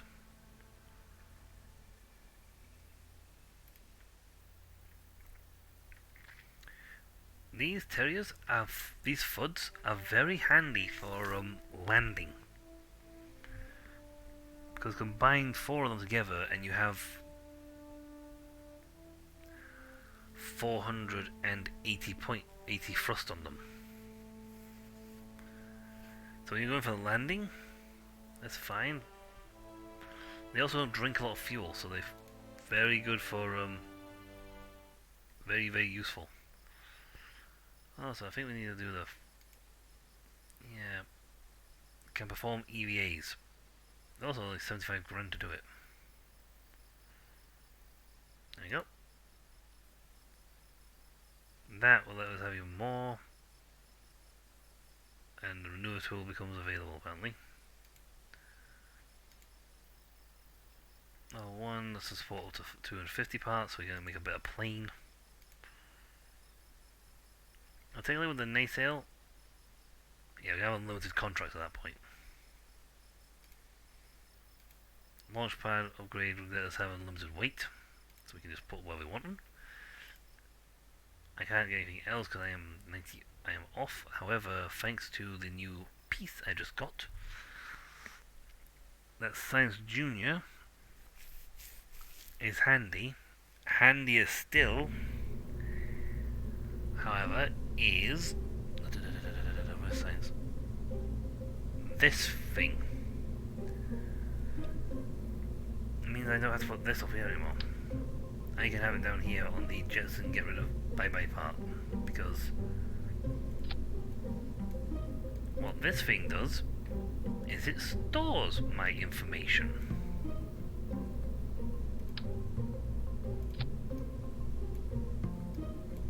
So I can store info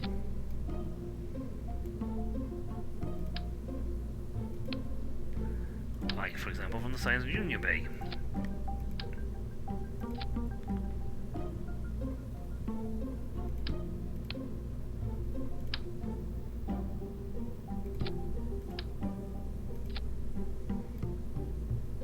Yeah, so stupid.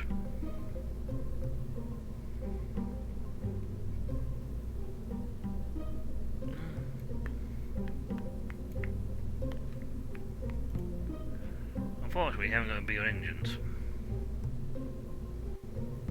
I mean, this thing is 215 on its own. Only drains 6. This drains only 3.6, but to equal this one, this singular engine on its own, it would take, see, vacuum 215, so it would take 2 of these, and that would be 7.2, which is slightly more fuel than him.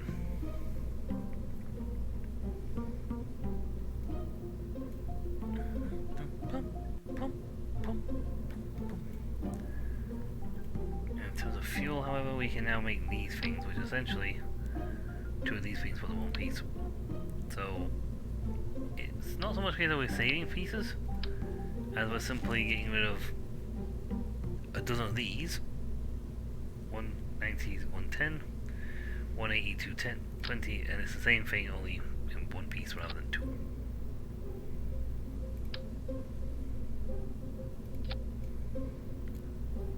Which is a big difference, so you wouldn't have to need add half a dozen of these to make up the single one.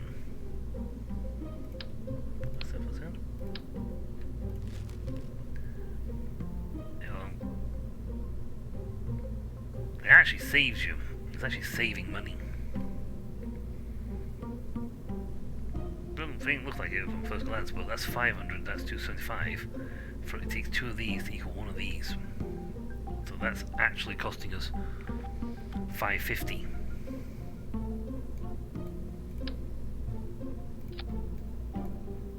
So I can get the same amount of fuel for less.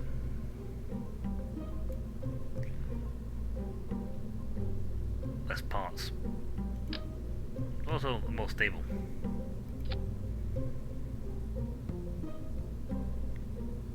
Now actually one of my things I tend to do with these is then I do things like this.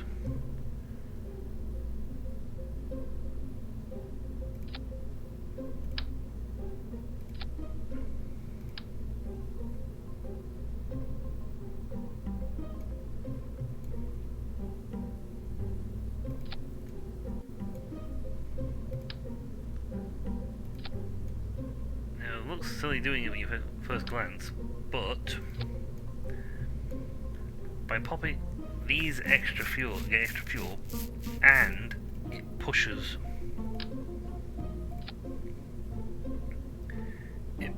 these further out from the body.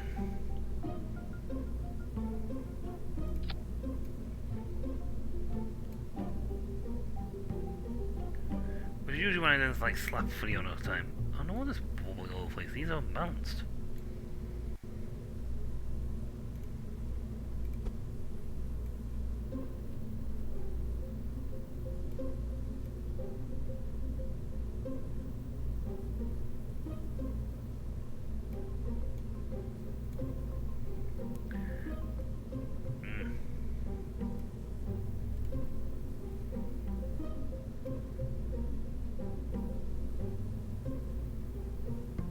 They aren't balanced on the bottom, they wobble. So technically now this stage has even more fuel to push through. Oh, it could be really stupid to put these turrets on. But they only give like 60 thrust in vacuum. I mean, Griff says there'll be 4 of them. And they drain about enough for the same fuel as one extra engine. But not really worth it.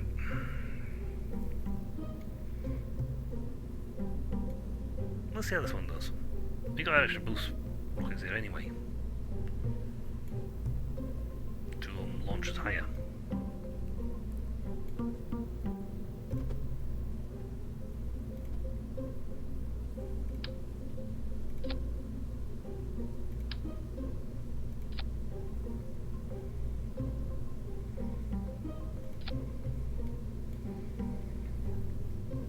Yes, it looks silly with that extra little cone bit on top, but hey ho.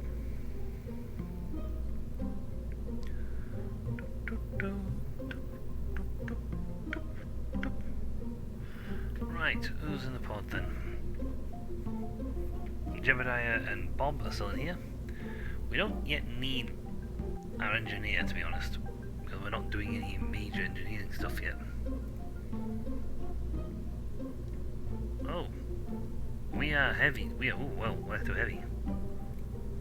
Unable to launch. How much cash do we have?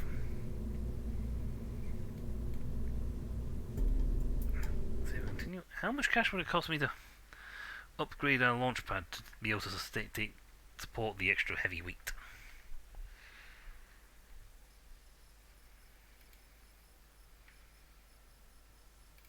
You know what? Get that upgraded. Go us.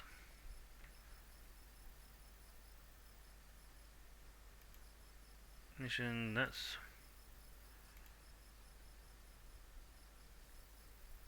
I can't even have that, that's not one of my ships.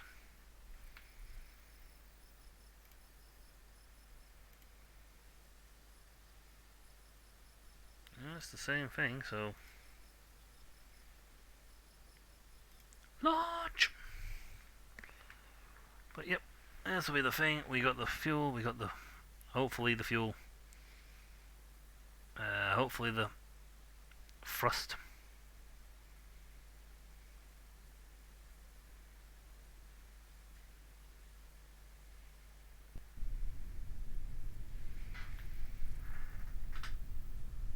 Hopefully everything. We got a fuel science guy. We could actually just conduct the material studies right here on the Earth. But we're going to not do it here because we get more points for doing it further out.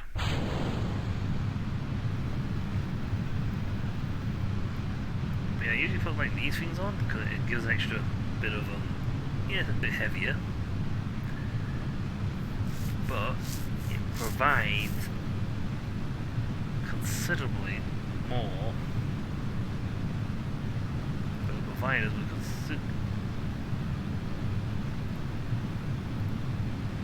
considerably more burn time.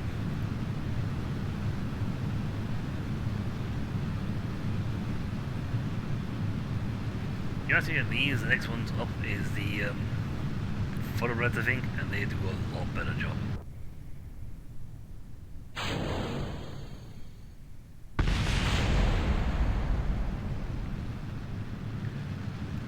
Did they burn up on me? No, they exploded below me.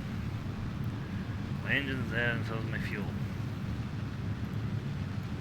So they flew and they detonated on themselves. He's fleeted.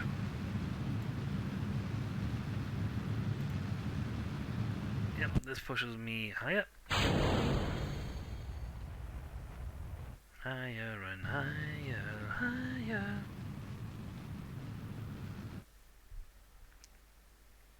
Bum bum. I don't think we're gonna have quite enough thrust for what I want to do, which is a little unfortunate. But fixable. I have unlimited weight now.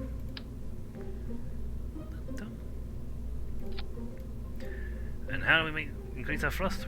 Easy. Add more engines. Everyone knows if you add enough engines, anything's possible. Obviously. Obviously, the solution to this is to add more engines.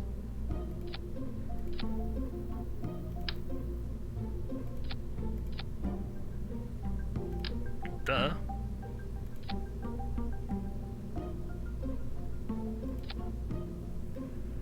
Hey, that'll do it. Doesn't matter that these technically are lower than the others.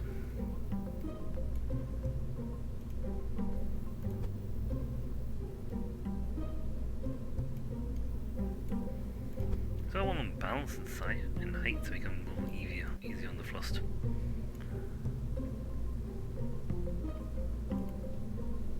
I suppose I could add the terriers.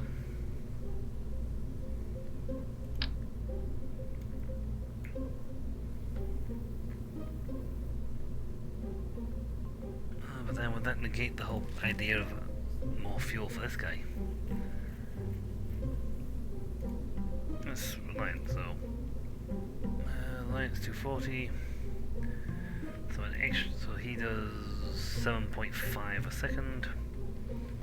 They do 3.4 of them would be 6. Slightly less fuel than him. And 4 of them at 60 apiece would be essentially a second one of him. We'll try without them. If they don't succeed, we'll whack them on. Nope, you guys all know the launch station, thank you. You're all part of stage 1, not a thing.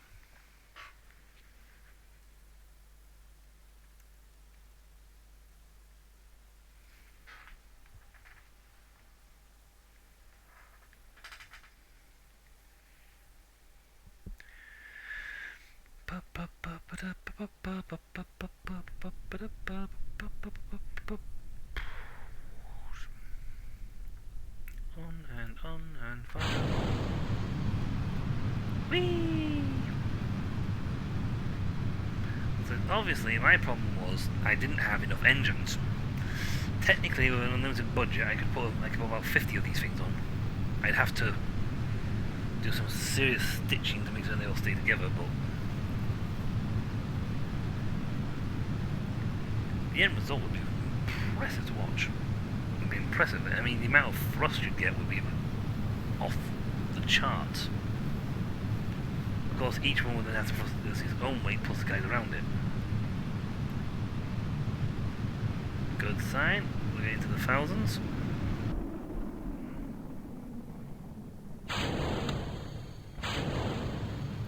Polytic Explorer doing damage to me.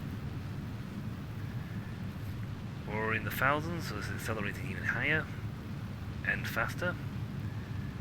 we got to a much higher altitude before they burn out, so that's fine.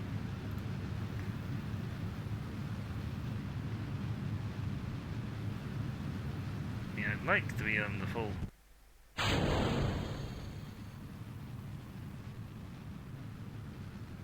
think they're still in atmosphere.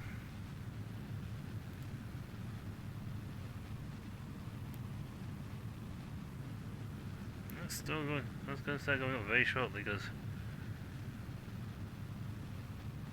you'll hit its full power now of atmospheric burn style.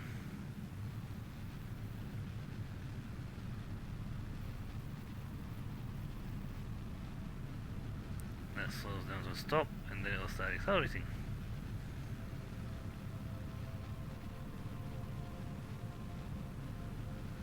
There we go.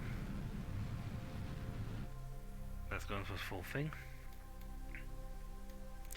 Yeah, we did waste quite a lot of fuel there, to be perfectly honest.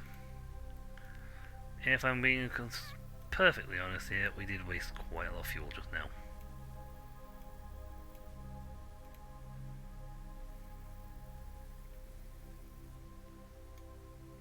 Jesus,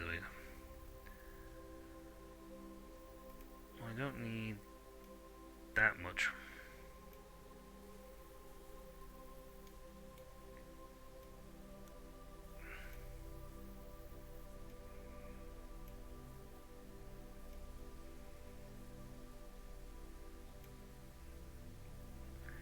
$31,111.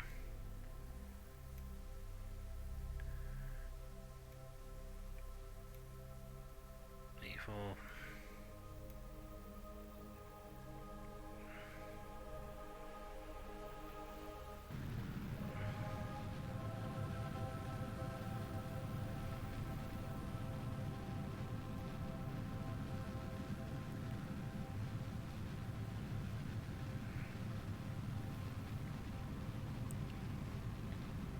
Might have to eyeball this one.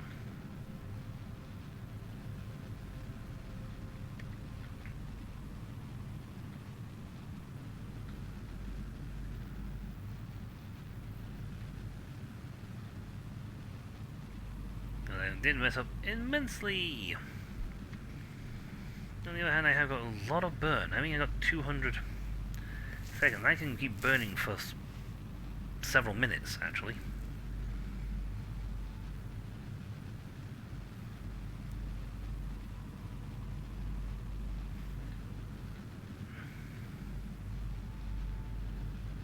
Yeah, I'm getting rid of that because that's not going to be what we're using right now.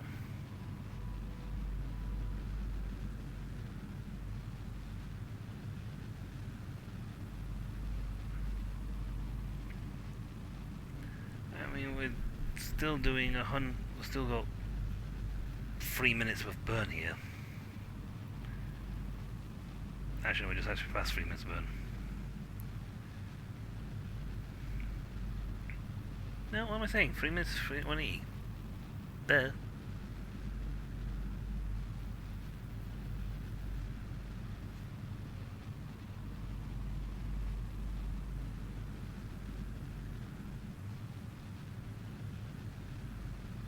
So we're slowly forcing us to go around, forcing us in there more. Avoid.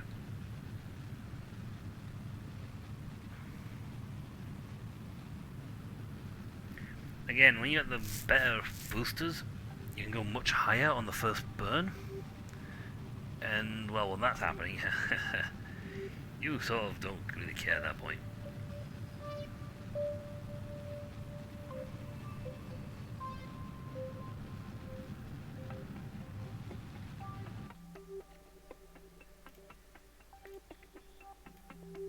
So you can burn from there.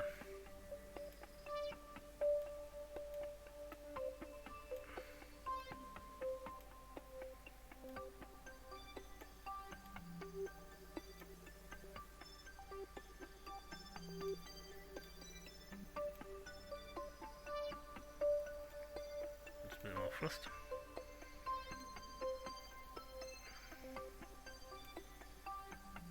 $85,000. 100,000 still too much.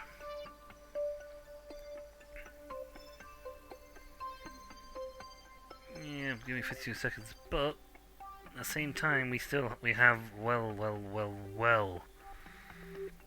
over the. That would give me considerably more burn available. We have a lot more burn available. We can do a lot more on our ship if we have a much higher fuel capacity. It'd also be more helpful if we had also a more powerful engine. Actually, what you really need for this game is a really strong engine with a very slow fuel consumption. So it consumes very little, but burns a lot. Consumes very little, but gives you a lot of thrust. And unfortunately, no such thing exists.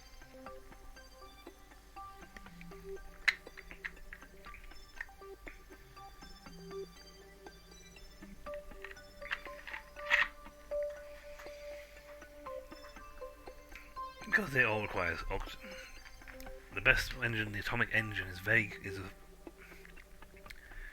doesn't require any oxidizer,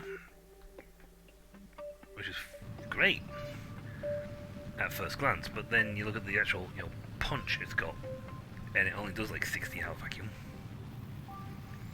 Like a Terrier, only without any oxygen. So the amount of weight you can push, you need less. You can put big O2 burners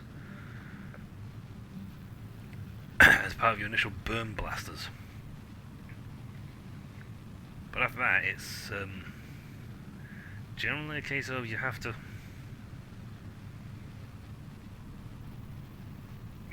to look at other sorts of fuel propulsion for it, because it is a little on the old poor side when it comes to it. That's me. Right, moony time. Where are you, moon? Burn! Where are you? Ooh, no, okay. Wow. Okay, that one. That actually turned out to be better than I thought. We've,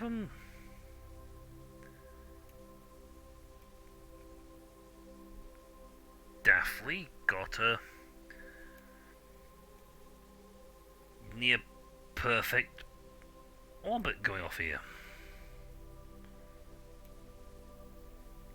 Yeah, that's going to catch at some point.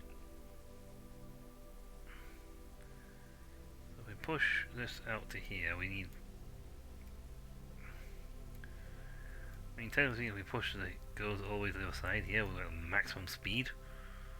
That would shoot us all the way out of Kerbin. We'd leave Kerbin entirely.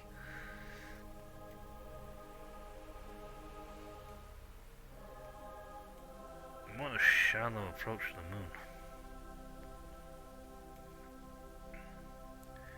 We also want to put as little burn as possible.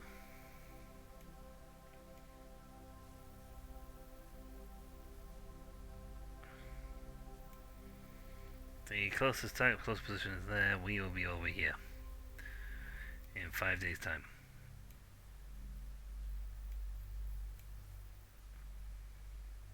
That apparently is a 7-day burn. Travel time.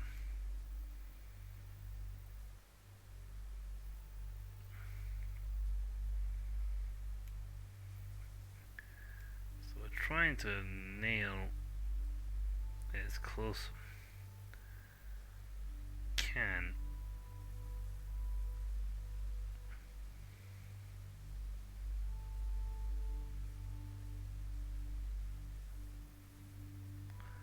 Sometimes being a little over shooting on it is better because it gives time for the target to move into position.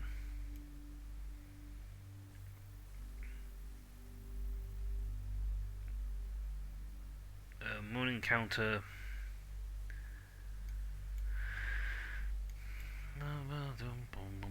Moon encounter and moon escape. There. So not really well.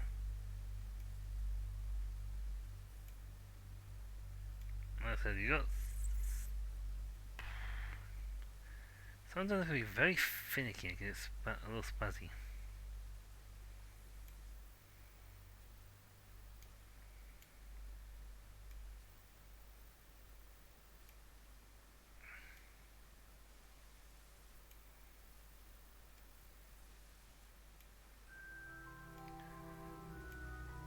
Okay, we're hitting it roughly here. The amount there and the escapes there, so we're actually past the point. So we need to get a little more.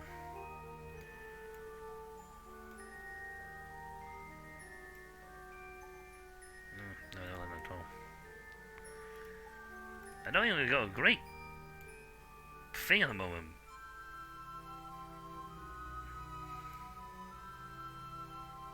I mean, we could technically aim for here, but we're still in the far side.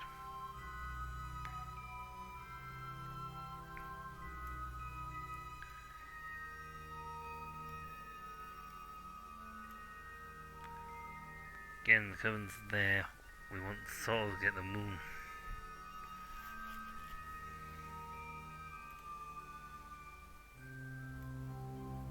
Taking that go. Orbit. Will we be in one orbit time? If we want to be in a little bit better position, we'll aim for it. Like that there, for example. We go orbit, and we hit it next time there. If we decide to do this in 2 hours time, apparently, we would hit that there. And the moon will be a bit better actually. So that's what we'll aim for. In 2 hours, we will perform the orbital burn. And that's the other thing we can do. We can always go, you know what? We don't like this current time frame. Let's go a little bit into the future here and attempt to grab this thing when we've got a little bit more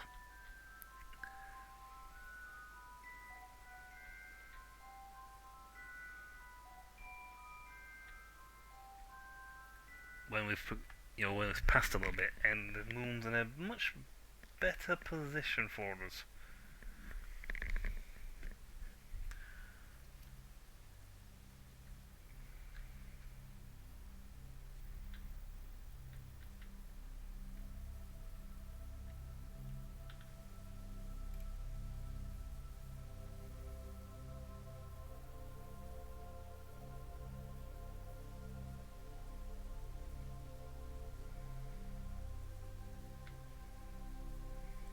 Somehow we came off course. The moon's over there?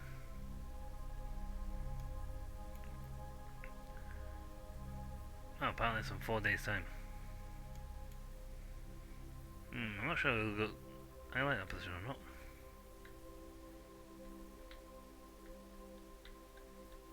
Well, we'll settle in a little bit. We'll catch it eventually.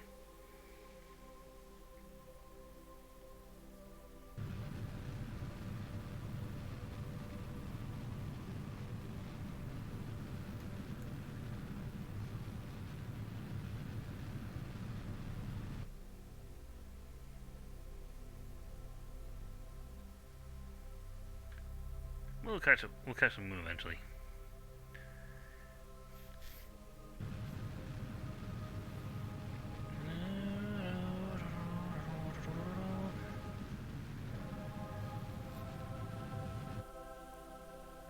Burn a little closer to the thing.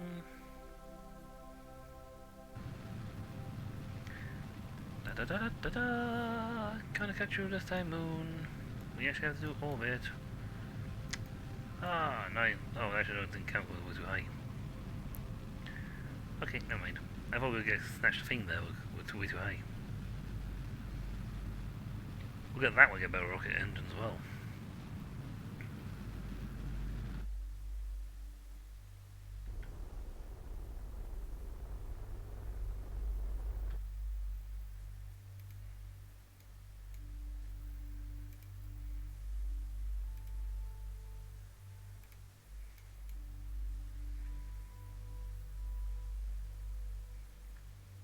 Okay, so I'm going to move here, so walk to a day.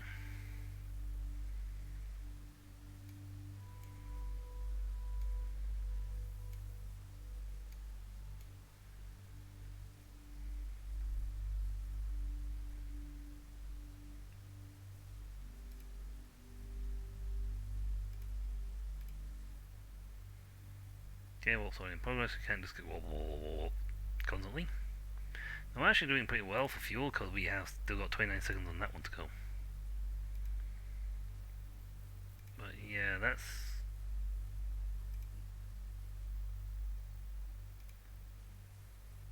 Yeah, the moon's not going to be here for a while yet. It's going to be a couple of hours before we get here. It's going to be a while. Well, let's just speed things up a little bit. Okay, and that. Up to here for 2 days away. Whee! Here it comes. Okay, this time we're going to be doing a retrograde burn. But kind of little no option here. We need a retrograde burn for what we're about to pull off. And wounds encountered now.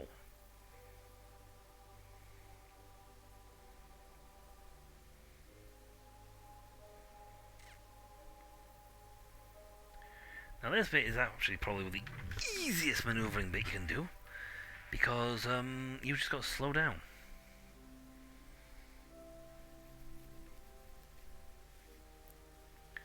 And the moon has incredibly light gravity, so it's not going to pull you down, and with no atmosphere. Actually, no, scratch that. The moon has no atmosphere, so it can't do an atmospheric burn on you.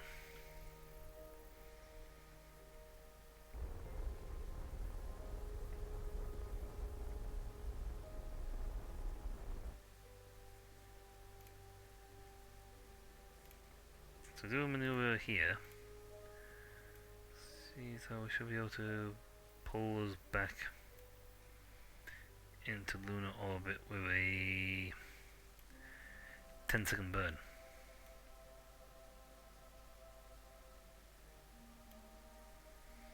Do it close to the thing and we'll be fine.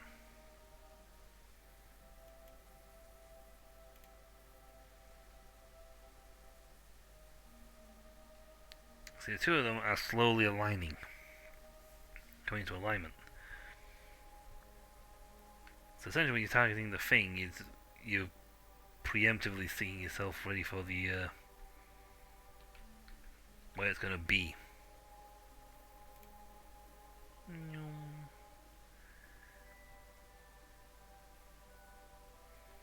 Wow, we're doing it literally like T-minus a couple seconds before they actually hit the higher altitude here. The actual lowest point in our arc.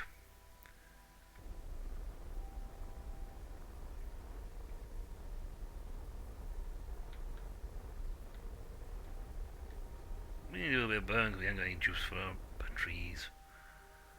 Well, electrics are not exactly running great. We haven't got solar panels yet.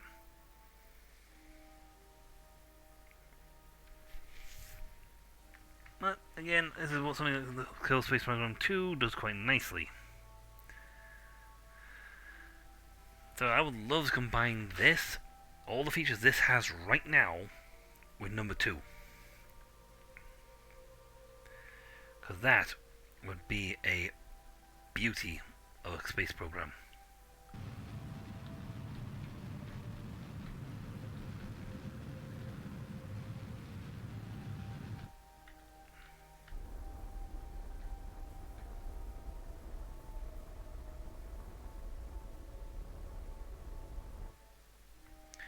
That's enough. Regardless, we have achieved what we wanted. Orbit the moon.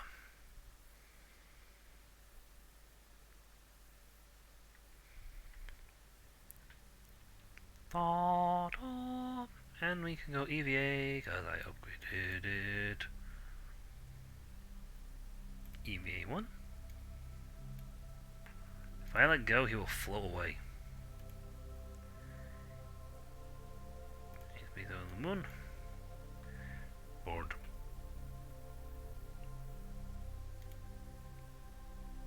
Collect all. One container added. You know what? We got plenty of thingy, so let's just, you know.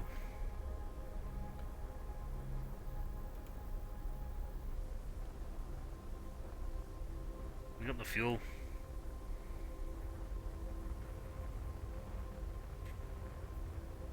Let's go for a really low orbit. Okay, that's low enough.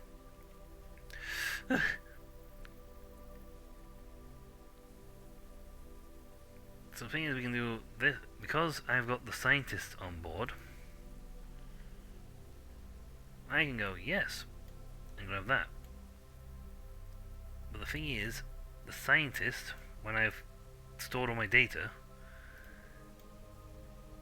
can then reset the data.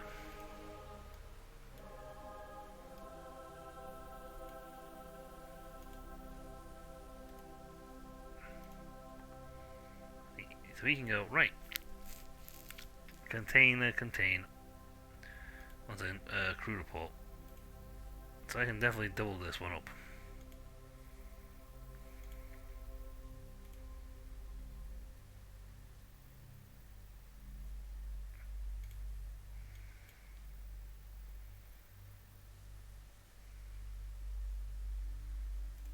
I can have him go EVA. Get an EVA report, because guess what? I've got room for an EVA report. I think he has to float down and go think of the thing. Wait, no, I don't think. Oh no, that's not the scientist, the engineer. God damn it! I thought it was the scientist. It was the engineer I picked up. Wrong dude. Oh well. The goop's inoperable, but I think I can get closer data.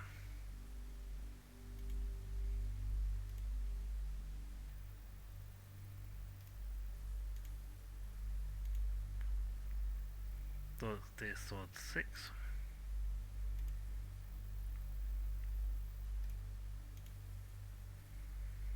Let's just go to our PE. Whee!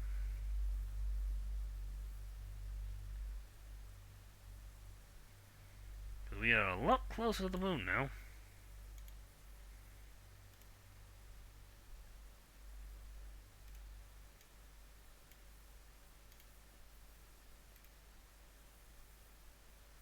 Yeah, it's going to be a high space on the moon. Oh well. Okay. We need to look at prograde now, mate. Because we need to push.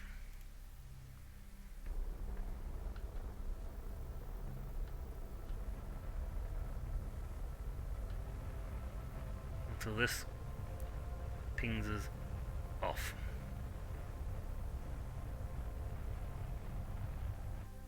There you go.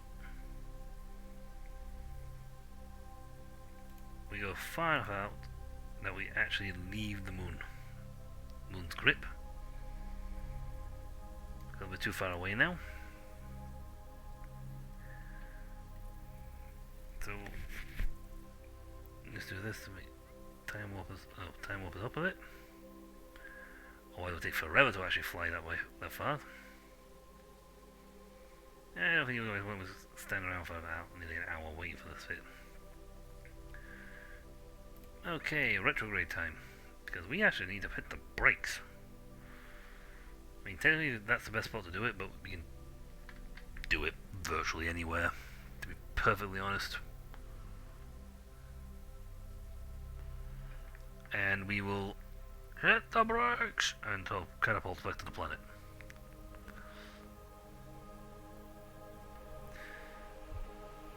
Full burn. Don't care if we use more fuel. In fact, I'd be impressed if we don't use more fuel up. Whee! Oh no, we've used up all the fuel. We can't get home. Whatever shall we do?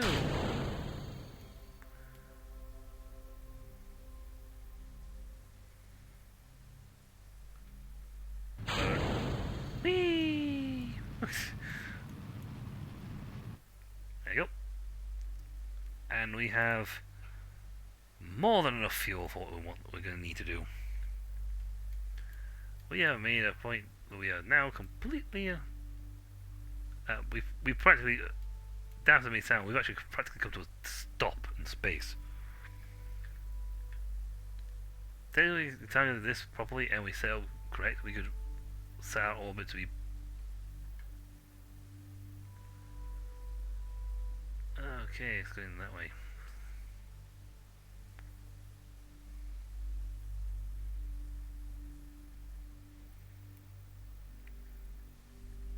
Let's just make sure I can click on spot here.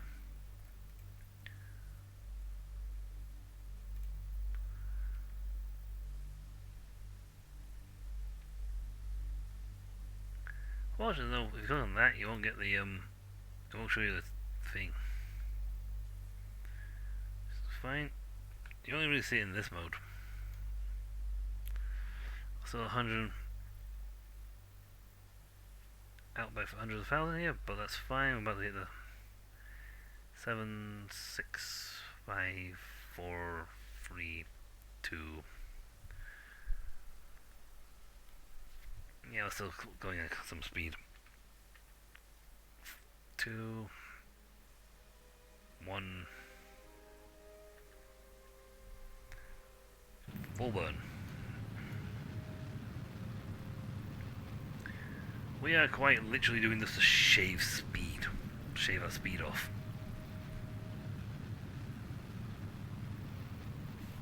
I mean, I'll be impressed if I can actually do this without, down to jets in this bit, but it's not going to happen. We would need a lot more fuel to try and do a landing. Case in point. But we are also only at 2k at this altitude, which is pretty good actually. Bye.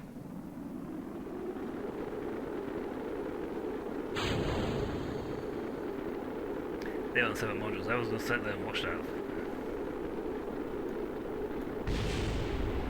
Oh, please tell me I'm not going too far.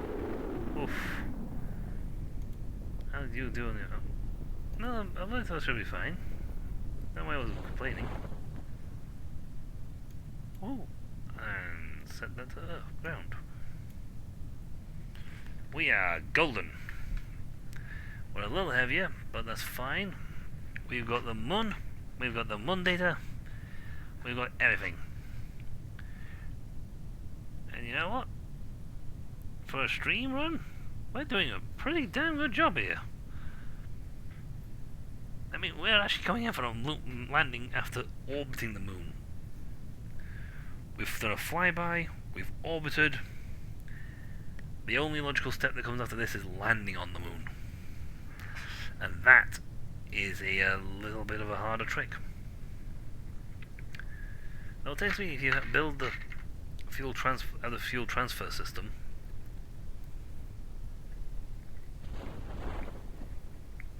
and a rover,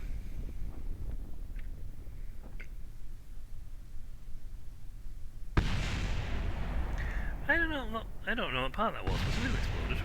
This floor fan exploded.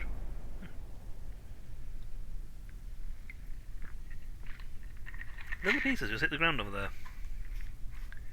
For once, it's not us. Now, well, at least you're gonna have a. You're gonna be even better now. You might even have an extra slot, next ability upgrade. Getting him a 5, all the way to 5-star. That is really hard. They don't get points for doing the same thing twice. Which is unfortunate. I would really appreciate it if you got points for doing the same thing twice. Thunk.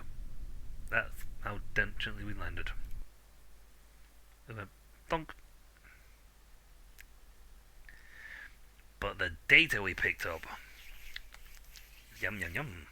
We should have a lot of science from this. We have made bank when it comes to science, baby. And we completed the another milestone, which is to do a lap around the moon. Material studies. Yeah, that was useless. So was a group report. Redundancy. EV report. Good redundancy though. We did unfortunately get to double it. Sad. But we got 170 science now for that little stunt because we pulled another milestone, which was the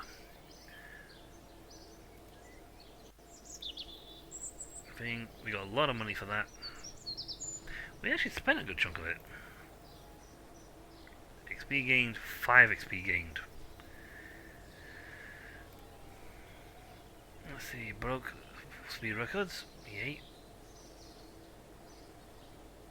Spacewalk in orbit of the moon, so it gives an extra 16 grand. 1 science and some rep. And we return from orbit of the moon. Nice one, that one. So yeah, it costs a lot of money to get that science and crew. Research science limit of 100.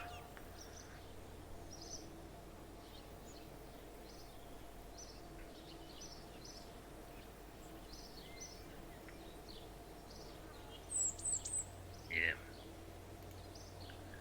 No repairs needed because we didn't actually drop anything on our buildings. We can do that, by the way. If you are not careful, you can actually hit your own people.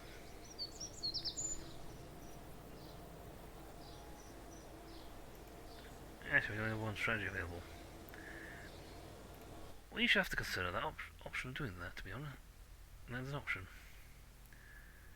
However, landing is going to be paramount for our next endeavour. Unfortunately, we now haven't got enough science for anything else, which is sad.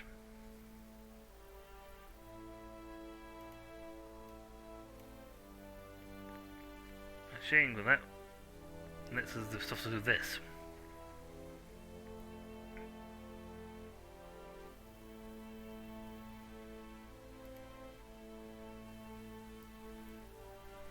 Well, analyzers. Yeah, that's the one. Experimental control station. You start getting things like that, and you can start putting. Essentially, start looking at building stuff. Space exploration. You start looking at building little outposts, essentially. And if you set them up, they transmit science back to them, back from their locations.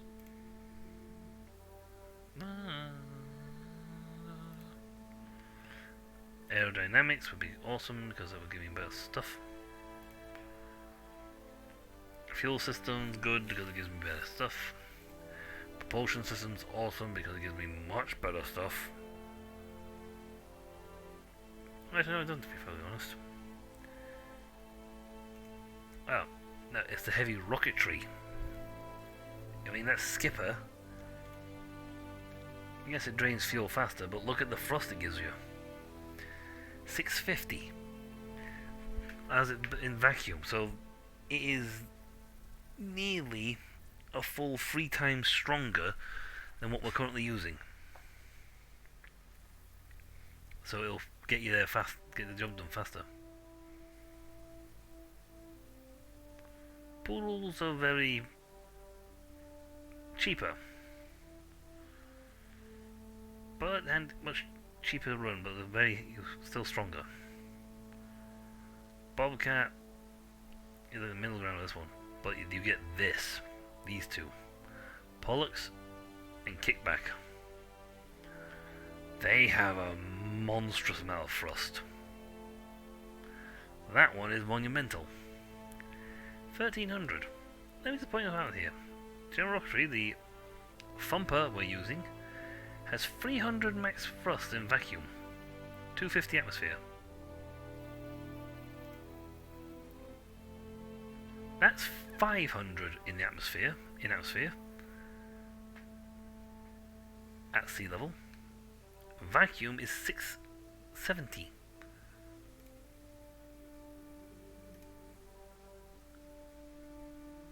So that's a straight up, twice, double it. This bad boy, on the other hand, is gigantic, costs a small fortune, but is for launching your rockets. There is very little that beats him. They will launch your rockets beautifully, and there ain't nothing that'll stop it.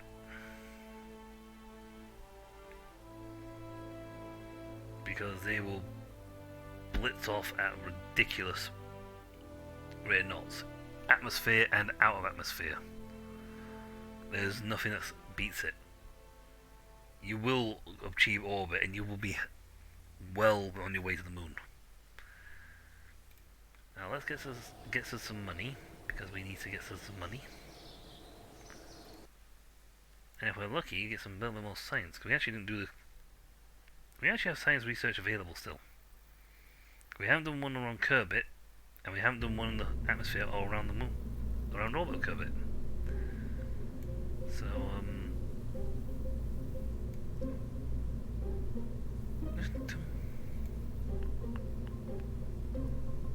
it's actually a bit overkill. I mean, we're not aiming for the moon.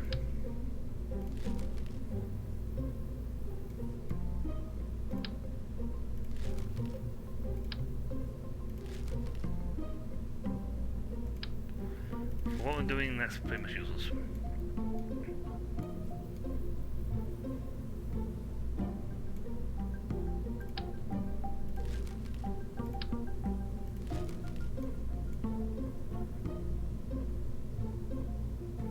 In fact, multi-stage rocketing is actually useless.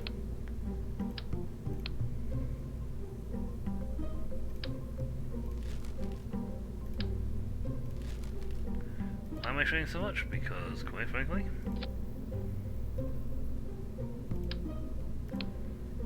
don't need half the stuff. Not for what we're going to do. We just need a smaller rocket.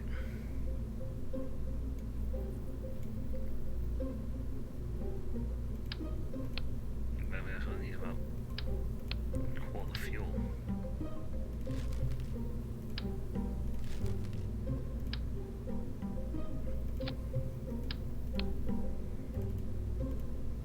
Maybe a much cheaper rocket.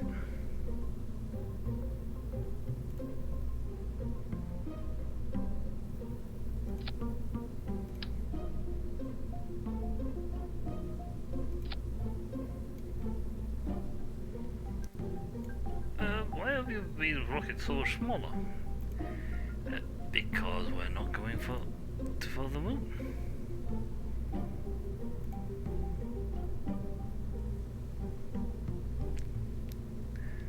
Actually, a plane would do him. Actually, a plane might do him. Suborbit. I think. Why would you have to have a pilot?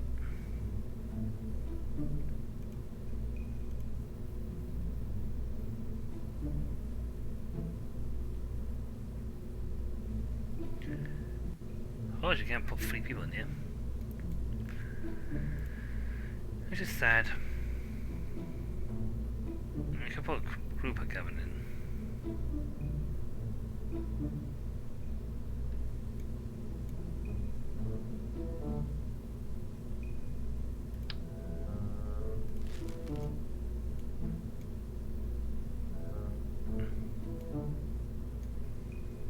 Here's actually an option.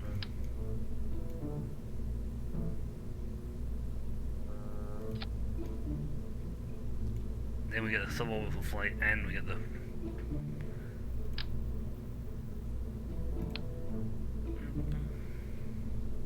see. Then we have the slight problem that we have to be able to actually land, bring him back with us. This is not too bad an option for you. So I can put that there, attach him there. actually put a detacher on him, otherwise he'll try and bring the whole thing back with him.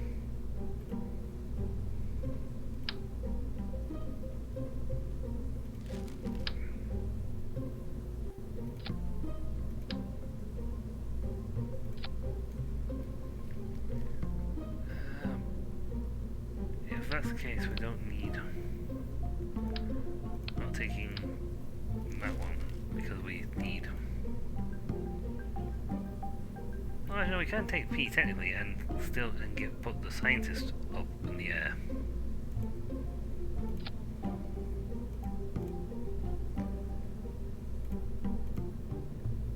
Still take. I'll take Actually, we can take Valentina. Get her the extra point. Get the point she needs for a proper travel, and still have the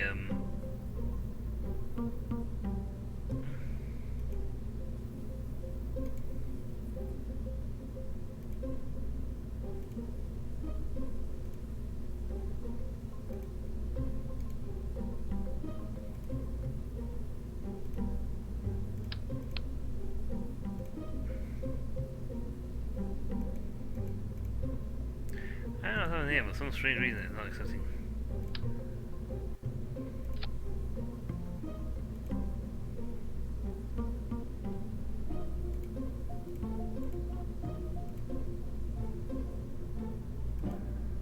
I got a crew coming.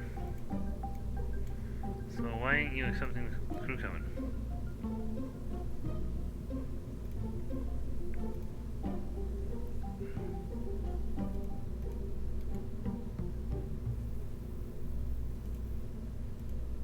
Does it have to be on the other side? Yeah. Hold on.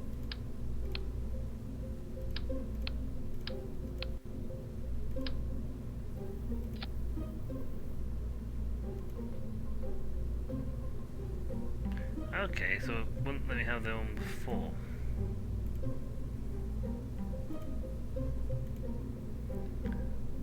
Not sure what's going on with that one, but apparently it wouldn't let me have it the other way around. Well, the science transfer anyway, so.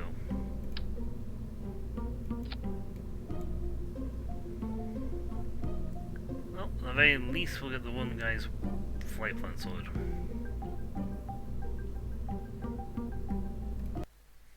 And we can still snag multiple pieces of data.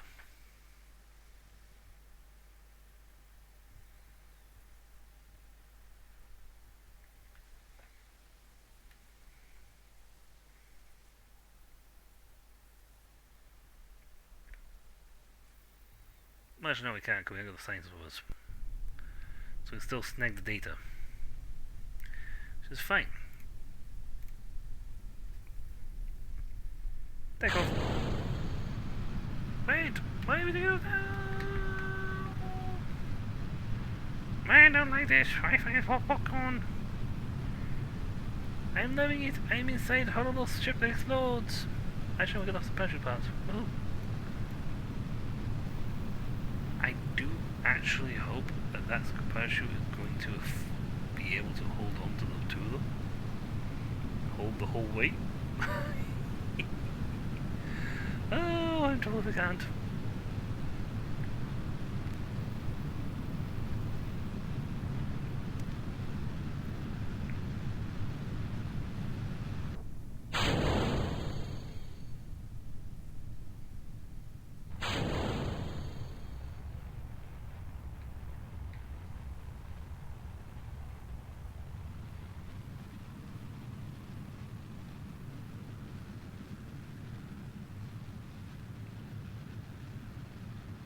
I don't think I'm going to get the height, but we do have quite a long burn time, so.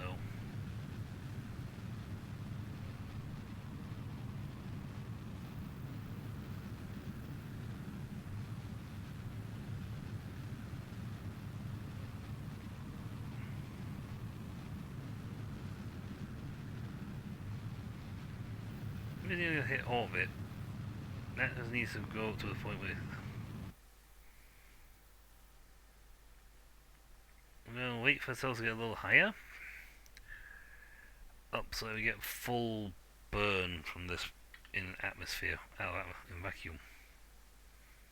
Okay, that's warning. Wait till we get a little higher, get to the out of vacuum.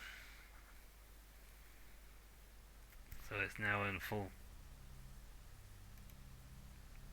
vacuum, which is good. We're a little better for our thrust capabilities here.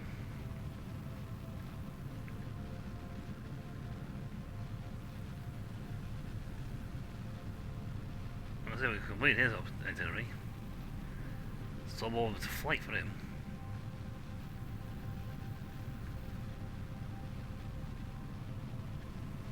About 60 seconds of burn left.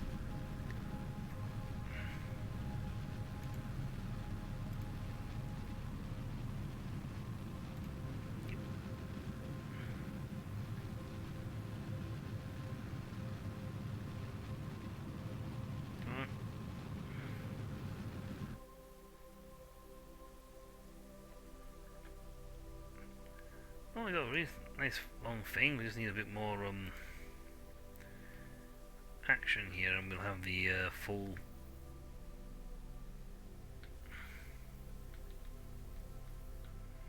I'll tell you at this point, yeah, we'll go faster.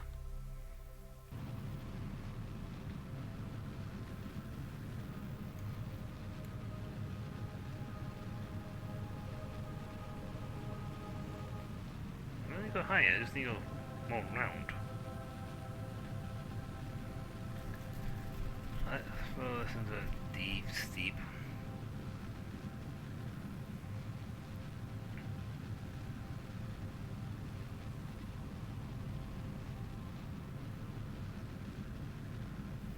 Come on, 3, 2, 1.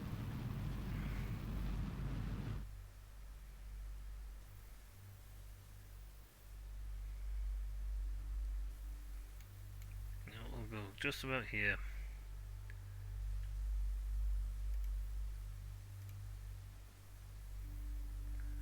I think it counts being in orbit because it's 64,000.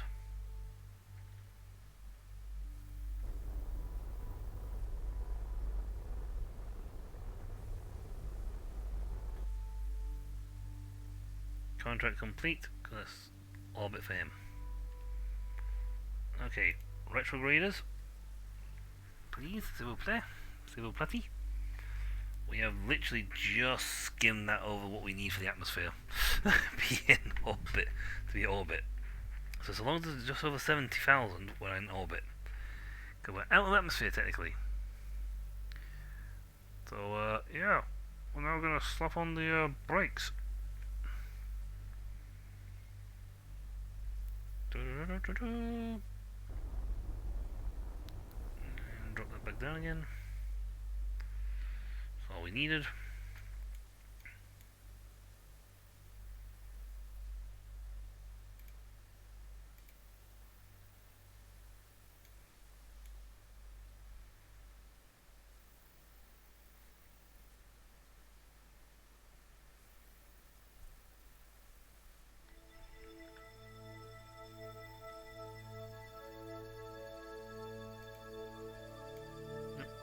Operable.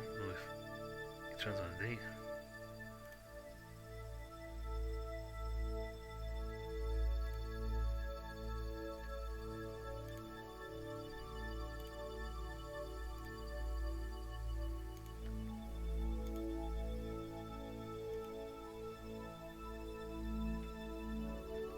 Right.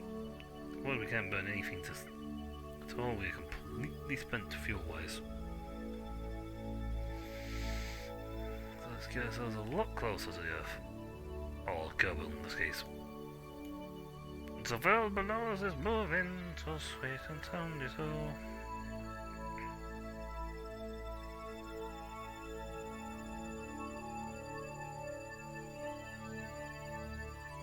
I'm just hoping we got enough reduction here. Weight capacity here that we can, the parachute can handle this much.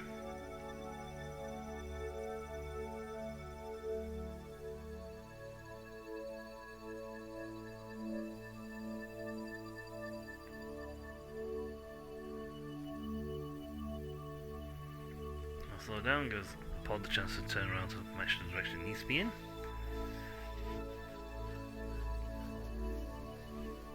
I will try and burn off as much as I can using the sacrifice as much as I can down below. It goes bang, bang, bang, bang, bang, bang up there and slows down still. That's fine, doing its job.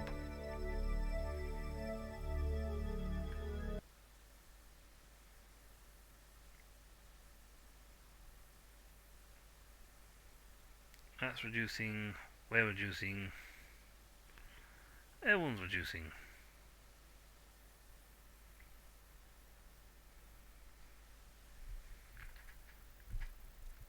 It's upping up speed and it's got good 36, good minute before we actually hit that thing, but we are well in atmosphere now, so fingers crossed we have enough here to actually slow us down.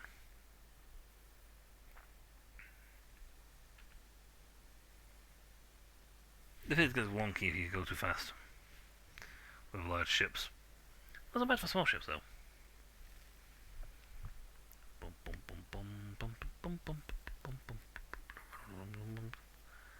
See, we've actually left the thing, but we are slowing down in atmosphere. We've still got to climb back out of the atmosphere.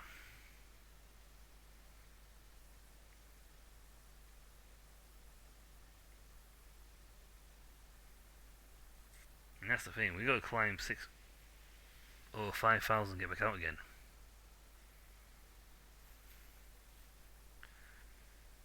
So this cycle definitely not getting caught in atmosphere. So what's the magic number before it swaps out from orbit to orbit, one to the other?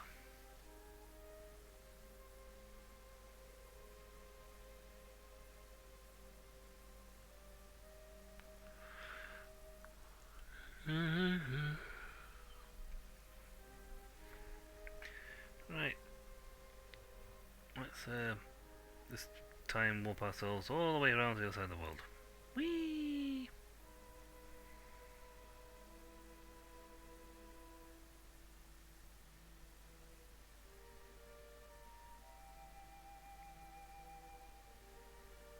If I want the fact I can't control the ship when I do it, I jump the two out of the parachutes.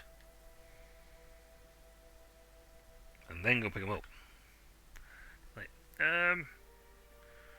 shouldn't we be inside the ship for this? Nah, I'll be fine.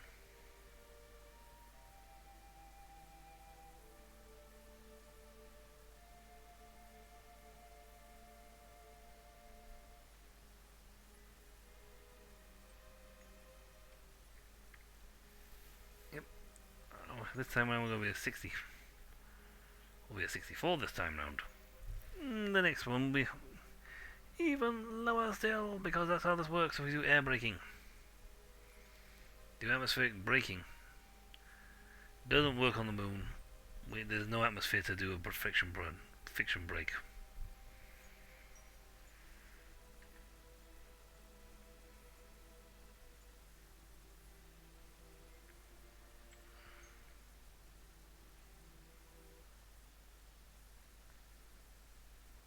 See, regardless of the thing it wants to do, it's in atmosphere.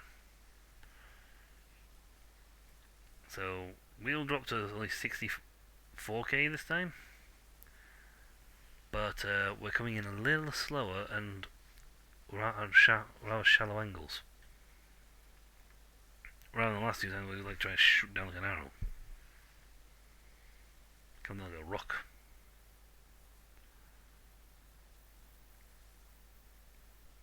But the exit point is getting further away. Time-wise, is taking longer to reach the lowest point because we're going slower.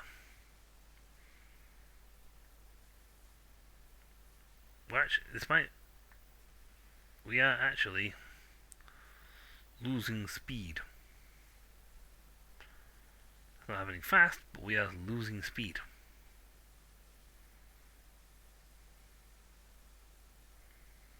And our top point is getting further and further away from us.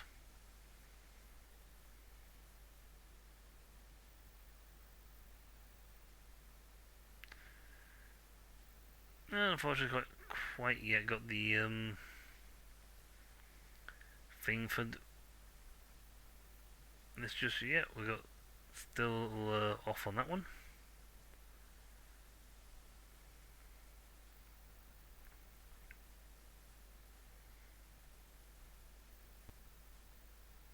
And backing out very shortly.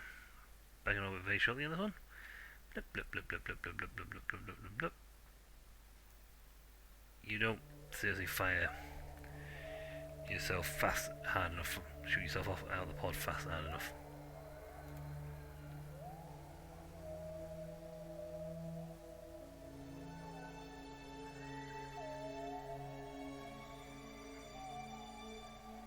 So you'll get faster and faster on the warp and then it'll slow itself down again.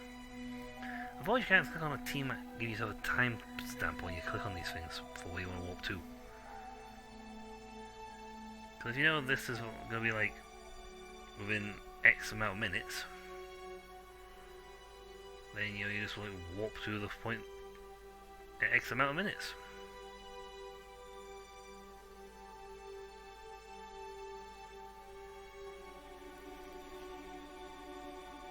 See, down to 80,000.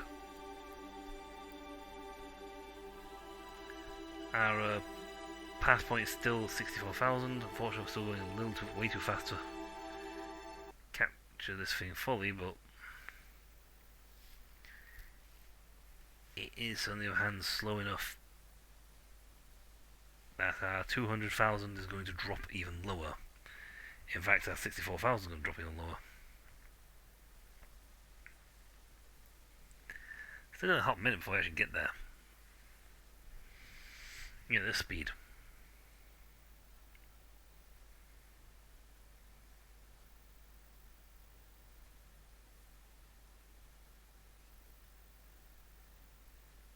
That's because on seabed. If we'll see we're not quite there yet. Let's see. Altitude to seabed. To the sea.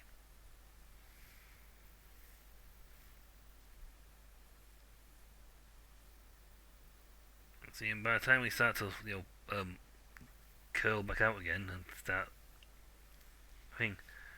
our is still dropping, as is the apoapsis over there. It's dropping quite a bit. We still have to get back over 70,000 before it counts as not being in the atmosphere anymore.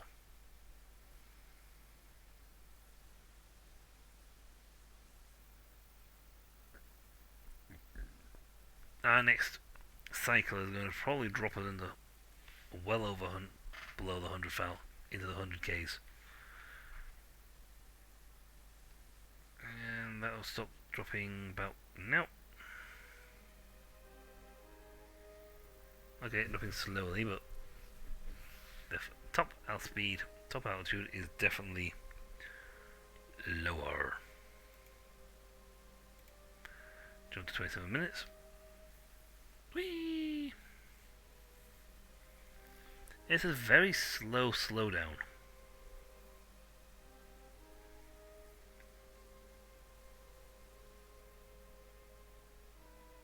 But we are cutting in very...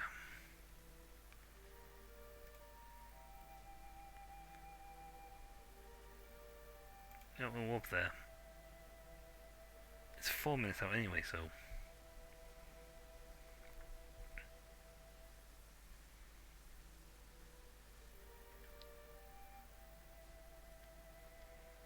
$79, 78, 77, 26, 75, 74...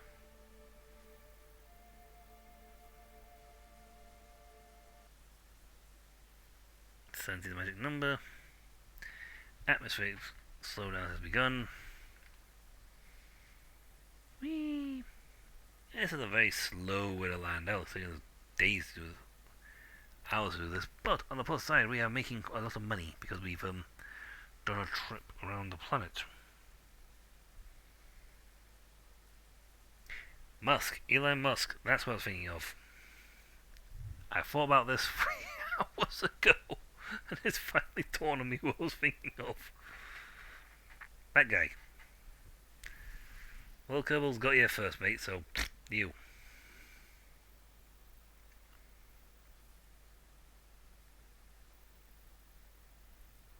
Yep, only 196,000 now.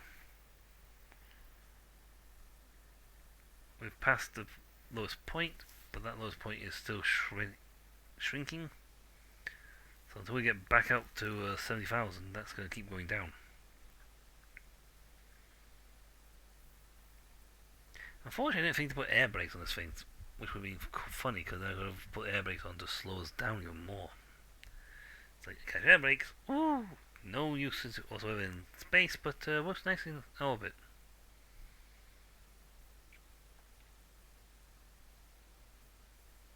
And with that, we are now back out into space.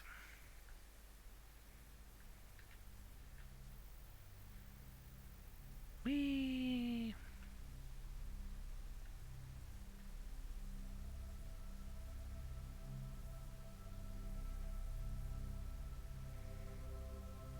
Past 180,000.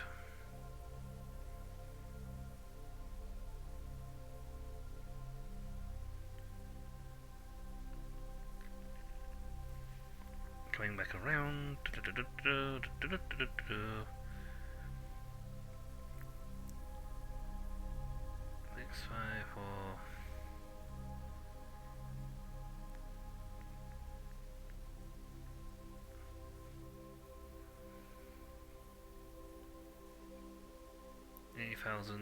Into the 70s. It's a slow, steady drop. I could just ignore this for hours and end now, and we'll just keep going until we hit the air bottom, and then it'll crash because no one told us to turn the parachute on.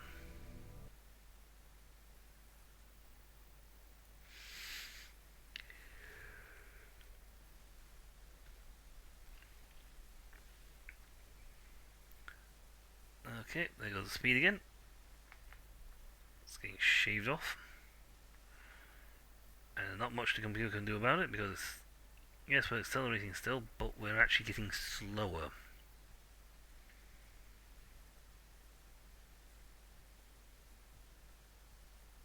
Because, not by much, but we are actually dipping into the atmosphere more.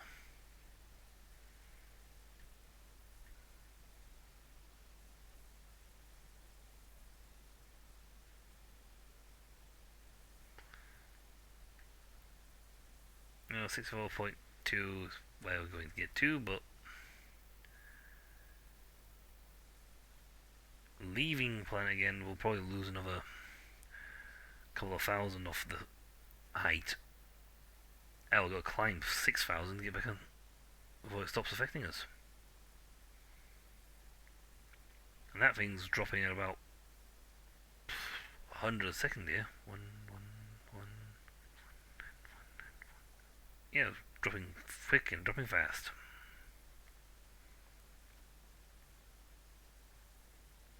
And that's half the beauty of when you're diving into the planet's atmosphere to slow down. It's slowing you down, but it slows you down at such a slow, steady pace that the system doesn't have to worry about it. It can compensate because it's, you're slowly edging more and more friction on to cut your speed, and the height you're travelling from decreases.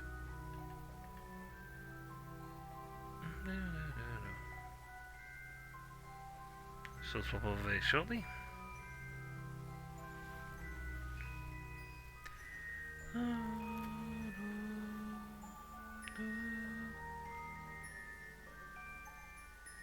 Out we go round. So because we've got over 200,000, we're now only at 178,000. I know, still quite a lot, but bear with me, we are actually descending each time, so.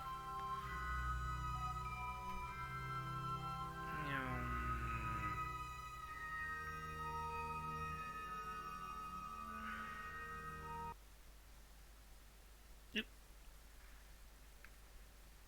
He's going to do a spin. Position, we're not even. We probably won't be breaking into 5 for this. That's going to drop. That's dropping lower, so actually time to get into it is getting increasing.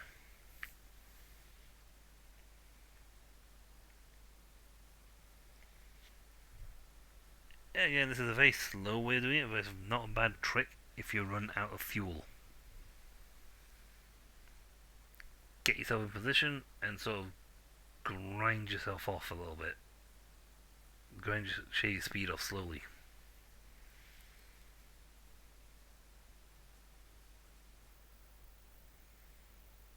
Yeah, make it 6-3. Just.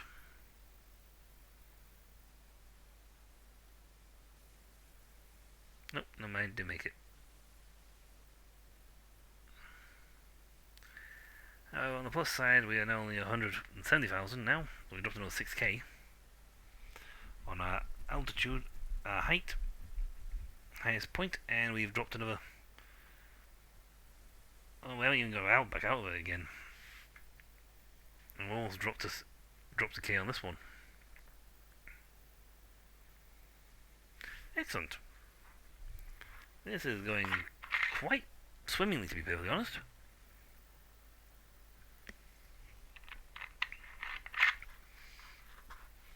Only 165,000 now. Before we go back into atmosphere again.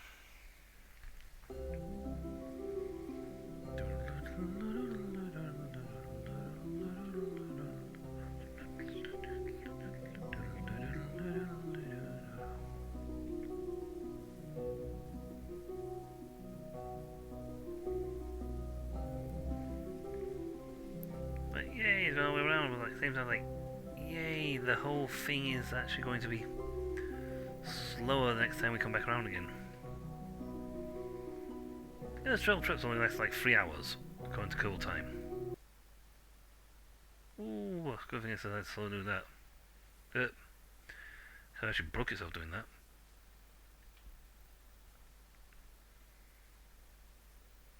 Thankfully, it's still sticking the auto thing. Otherwise, they would actually keep going at full speed, despite being so low to the atmosphere. Will we get just under 6.4 this time? I mean, we're going to get well under 6.4 on the top, but...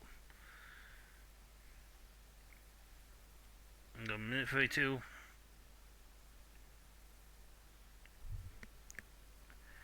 And it is dropping down ever so fast. No.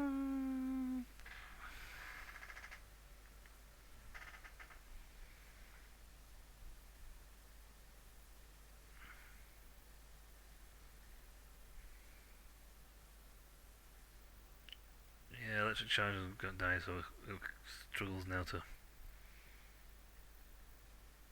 The control systems aren't working so well anymore, which is unfortunate.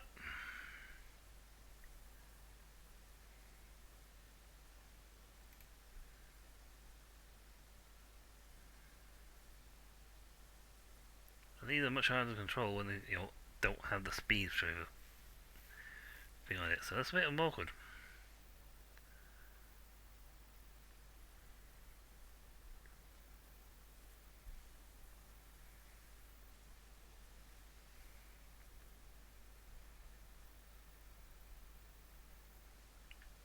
Didn't quite make it to the thing, but on the plus side, the top is getting shorter, so it's going to be taking less time to get to the top again.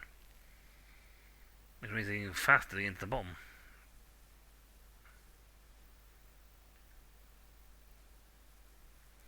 But yeah, we've had the thing on so long now, it's dropped out of battery. Whee! Uncontrollable flight! Woohoo!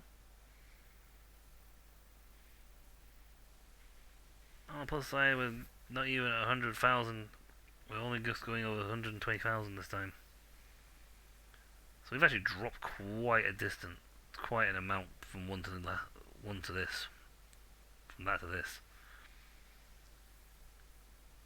To the point which our lowest point is getting significantly lower, as we are very slowly heading back into orbit again.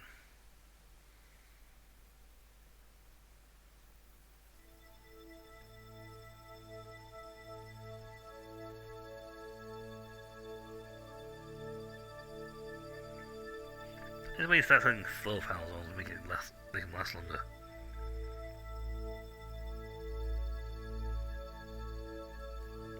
We essentially currently have zero ability to control our ship.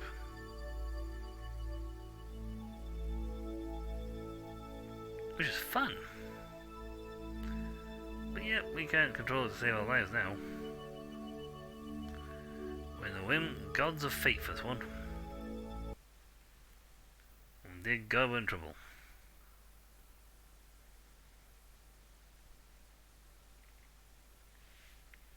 Okay, here goes the 7k down to 63, so that's fine. Though we are chasing after it now. I mean, we're getting there, but we are essentially chasing the 63 score.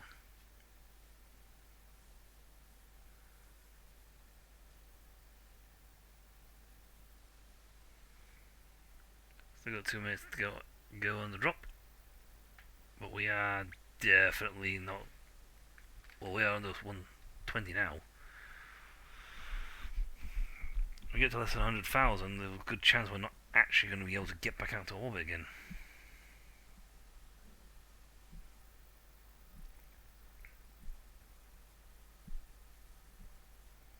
See, we're still chasing our bottom point here, and it's outpacing us because we're not getting back into orbit. No, we still haven't. Oh, we just hit the thing, but it makes little to no difference because we are at 80,000. We will not. Yeah, we will not achieve orbit once more. We are too slow.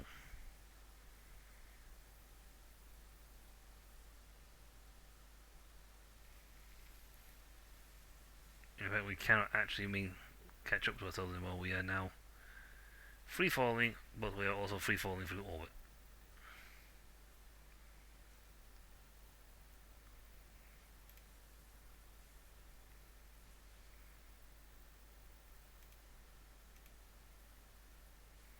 We're going dark, baby. Whee!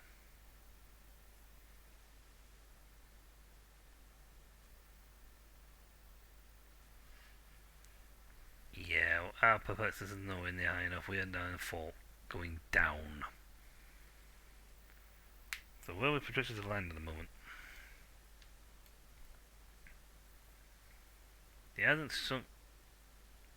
shrunk back into oblivion yet. Technically, we're still flying through the air. Technically.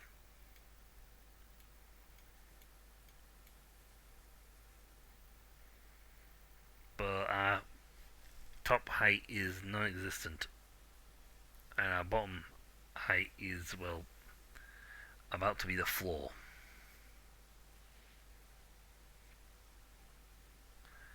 And with that we have 0 height.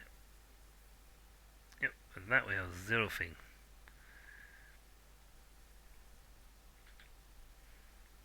We have an AP but nothing else. And that's shrinking. So looks like we're looking to land. That's going like that steadily towards us. But I think we're going to be a land landing.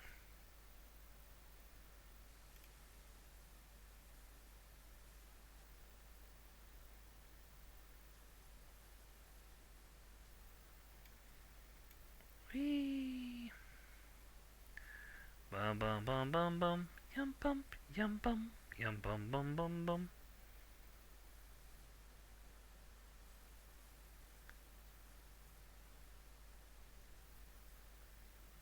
Bum bum bum bum bum bum bum bum. I don't know which way it's going for this orbit land. Whee! Bum bum bum bum. Bum bum bum. Da da dee da dee da dum dum dum da dum dum dum dum dum dum dee da dee dee. It doesn't know what to do with itself. We're finally going to actually be able to get some speed to allow us to balance ourselves out. Nope. That one's going straight down.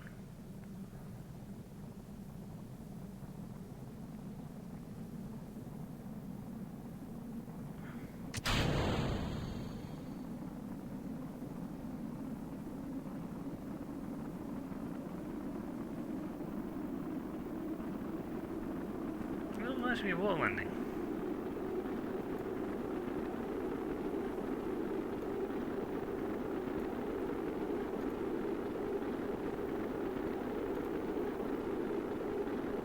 You guys have parachutes.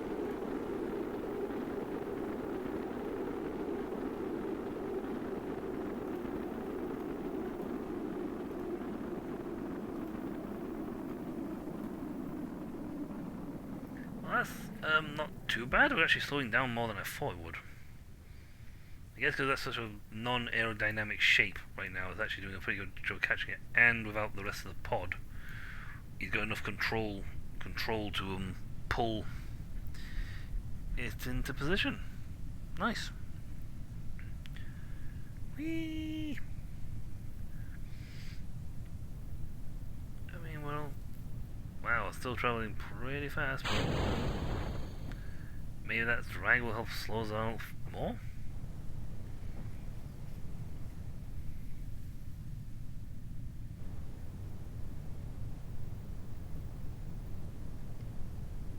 I'm just hoping this has got enough slowdown that it's like drops us on 10 or something.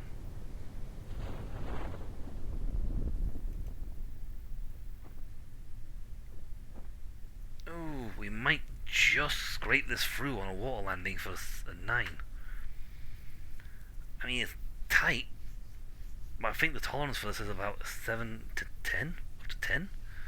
So I think we have just enough capacity, just enough drag on this thing to slow us. I'll turn that off, mate. We're not going anywhere. We're literally falling into the water. Come on, come on, come on. Survival! And I didn't abandon you. What would have happened if we would have been going too fast still? I'd have abandoned them totally. Did it! We touched down, we did an orbit, we did a sub-orbit, we got the whole King-a-Bool Kashi for this one. And we have hit more than high on the stream time. Go us. Happy customers. And we came back with more science. So you can get the next upgrade part we want. Yeah, you two can go home now. On the plus side, you gained a level, so you're actually a better pilot now. We have a lot of reputation. I think we get the higher the rep gets, the better, more stuff we get.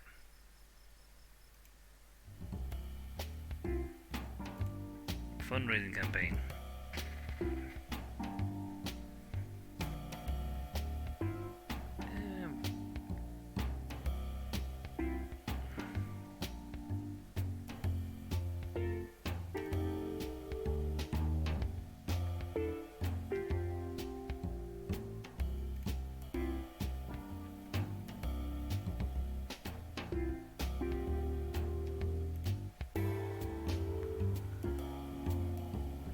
Fun repetitions of milestone gains. Ooh, this is funds from.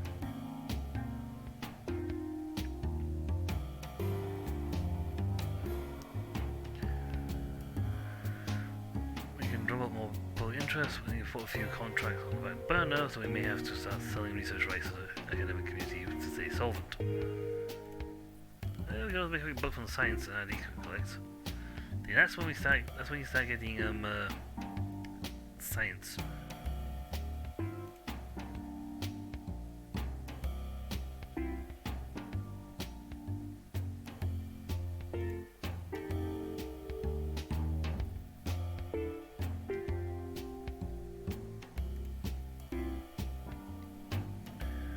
How we get that? We get a patent to that selfie. So that's okay. That's the sort of thing you put on when you've got the ability to just generate science continuously. When you are generating science in a continuous manner, and you can do that when you start putting your little research things on the moon, like moons and such, for research and whatnot. Essentially, space exploration. You start doing things like that, and you start gaining the ability to send information continuously.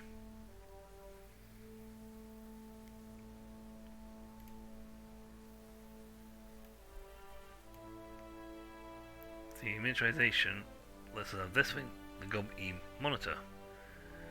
Handy, because that's when you stick these things down.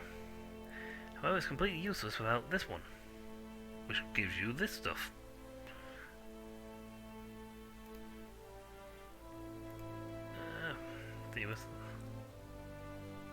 That is a weather analyzer, very handy for planets with actual weather on it. That's how you make relay antennas. Now that's handy for when you start putting in your spaceships to do communication on far planets. Because if you set them up just right, the relays up just right, even unmanned probes can be controlled all the way across your system.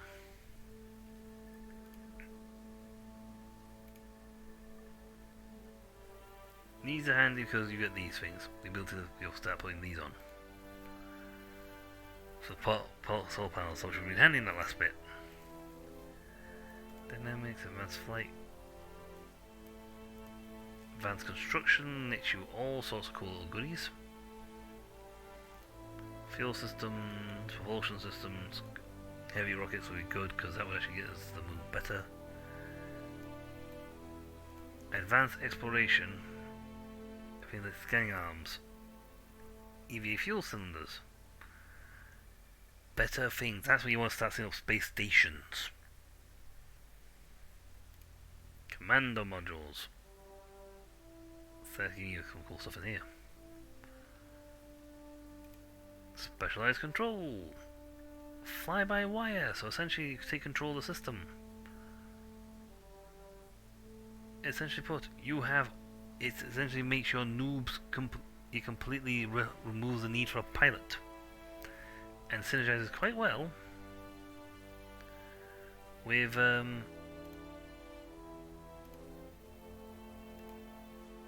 this one, because you get relay antennas, and if you go and control them and the two of them together, you can essentially keep your system pinging around. Where on earth is the other research things? You guys also on stage, you start doing proper research.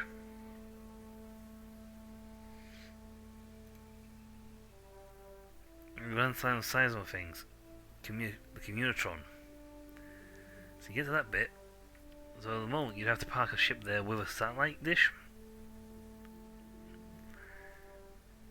But this is a... Oh yeah, that is to give you your engineers and let you put them down and they generate power. So you need the miniaturization. For that, you need the engineers. You need this to get you this section. Control unit. Now you can technically speaking park a rover at that point. You put a little communication thing on, some solar panels. Park the rover out with one of those.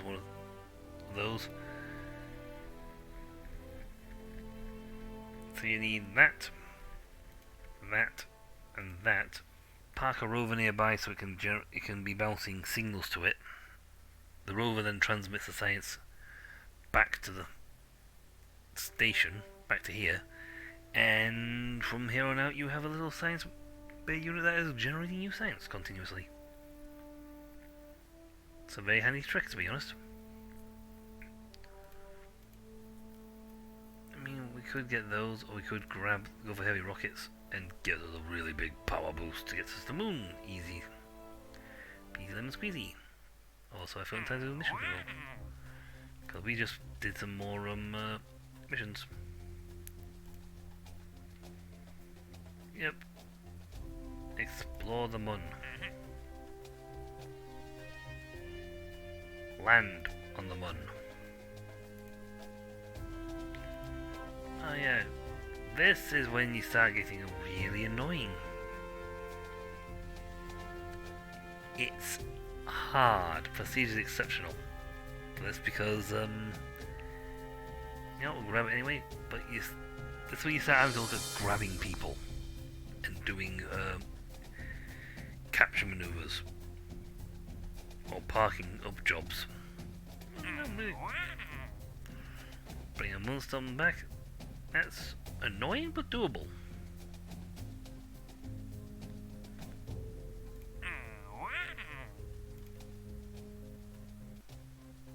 Rescue him.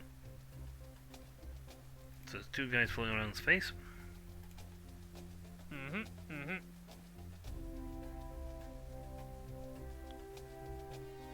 That's doable. There. Coven. Always play on Coven. Yep. We'll leave them on the back burner for a second. They've got 2 days to fee on that one. And we might actually be able to pull it off. Also, how much would it cost to... You could just do that and just grab them anyway. You can just grab a whole heap load of flight things and you have like years to get them done. Years.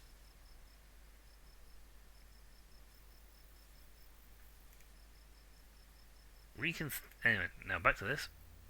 When we go aerodynamics and get better engines. Or better stuff. You need to get so much flights to start getting really good engines. But these are much better than what we currently have. They have 120 thrust.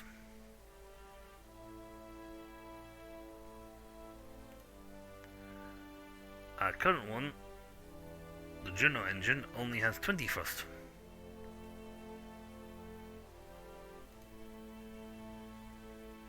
$120 thrust.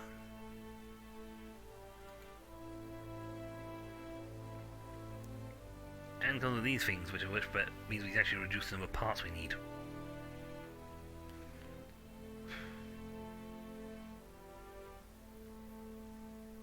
Well, if we complete the sciences we need, we can technically bolster up science up enough, I think, to get the extra.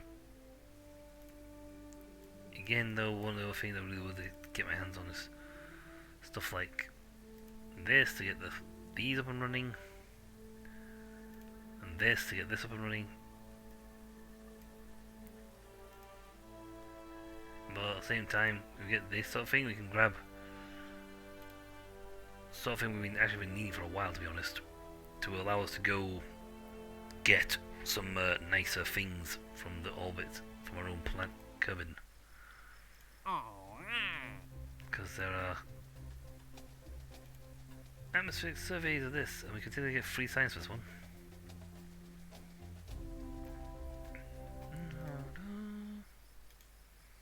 You know what, 280, it's expensive, but we can grab things like this and get little extra bonuses. And we have years to do them. So we can conduct as many of these things as we like.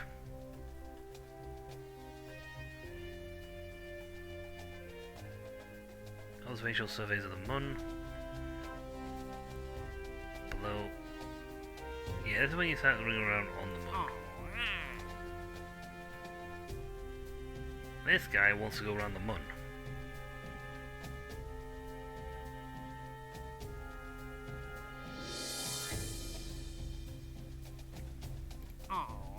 Go past bigger ships. But anyway, when we come back, we have more things now. We have a lot more things. And we actually have the ability now to build proper planes. You know what? Yes. Let's actually get some tarmac on the runway. To be perfectly honest, we've been running on a dirt track for ages. We'll just hop in the spaceplane hangar for a little bit. I know we've got technically well over time, but I'm not sure the point now we have actual planes. So we can put that in. Then we can put this inline one. Well, then we need to do aerodynamic cones on it. Small nose cone, I should say. To be honest. But yay, with that, we haven't improved these yet.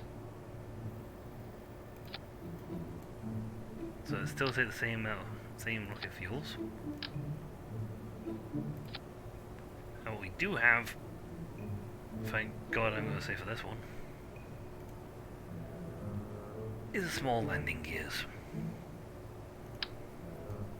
Thank God for that, because these things are monstrously better than this thing.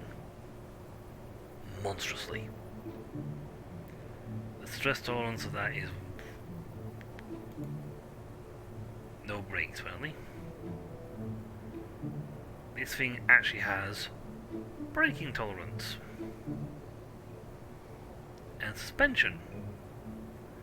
This does not. It is rubbish. I do not like flying with those whatsoever.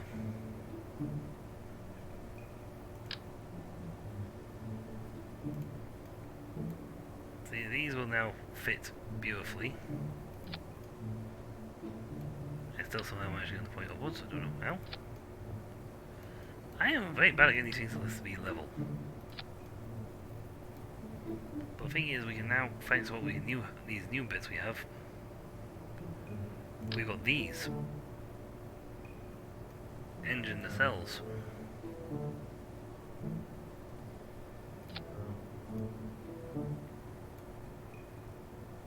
I mean, they carry fuel on their own, so it's a bit like,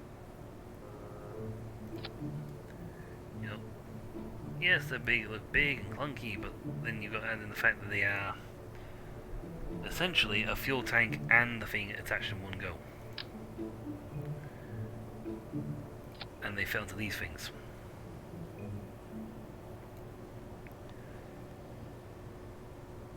So our aerodynamic thing for this is center of mass is much better.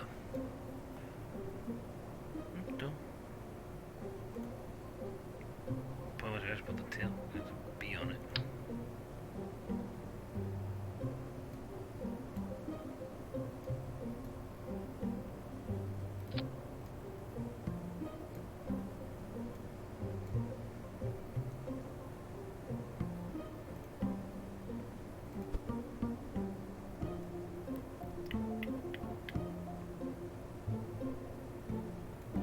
We are much better now.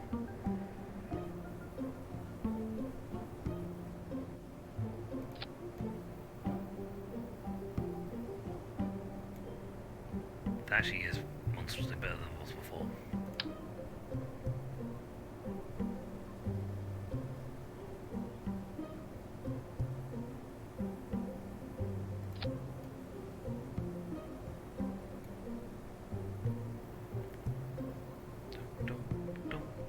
I actually just want to take this on a flight, just to see how it pans out.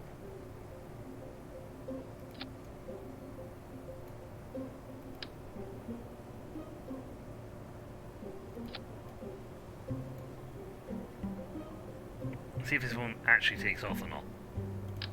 Because my track record is bad for these.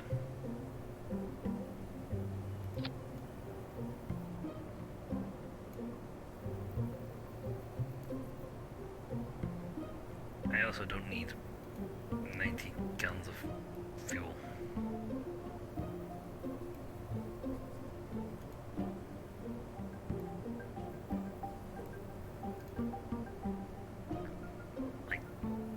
I have more fuel than I need.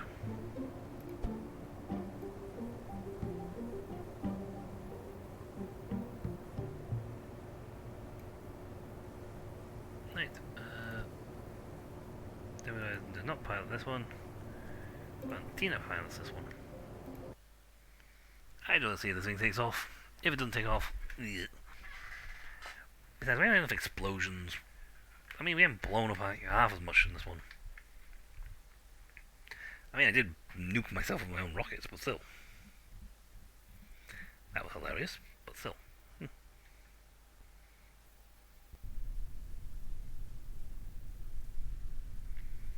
Right, turn that on. Turn that on.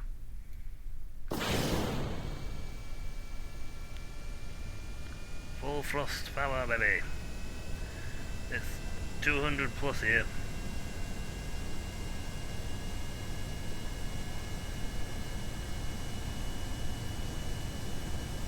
I didn't actually even realise we'd taken off.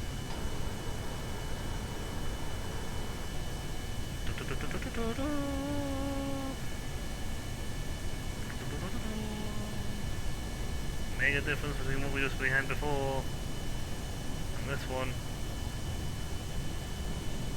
We're at over 180 thrust already.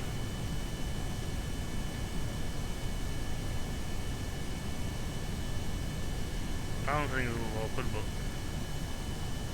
how high can we go?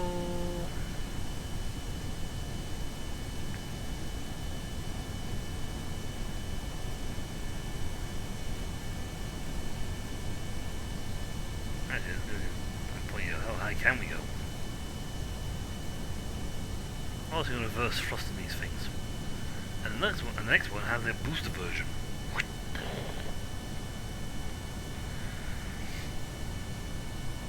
The weight to thrust ratio on these are ridiculous because these are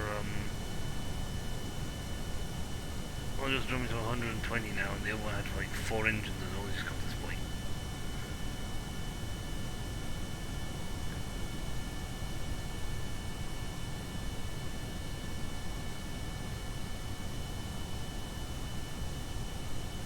We are going very fast, very quickly.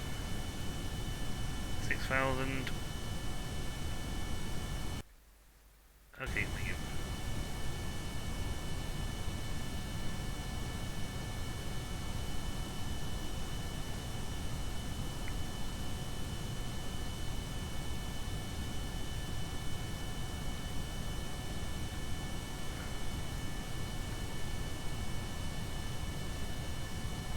Getting over 16,000, 18,000 is still a bit of a chore.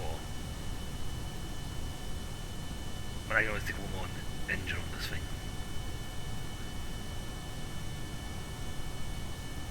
That's 7,000. Come on, keep climbing.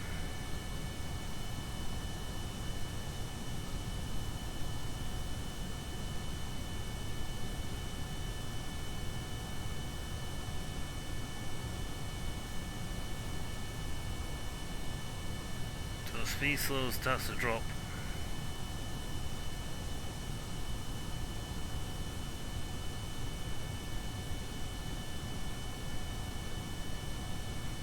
Things don't roll to the sides very quickly. Yeah, we're not climbing any further. So about 7,000 for that one. Pretty good, actually. But that's going to be it for this one, folks. We still have to work on our planes. It could also be my design's horrible. But yeah, we'll come back. Well, we'll come back to Kerbal anyway. We'll start planning for. We need to look at get some more science, so we can start planning our lunar landings. But that's next time. So until then, I'll catch you all later. See ya.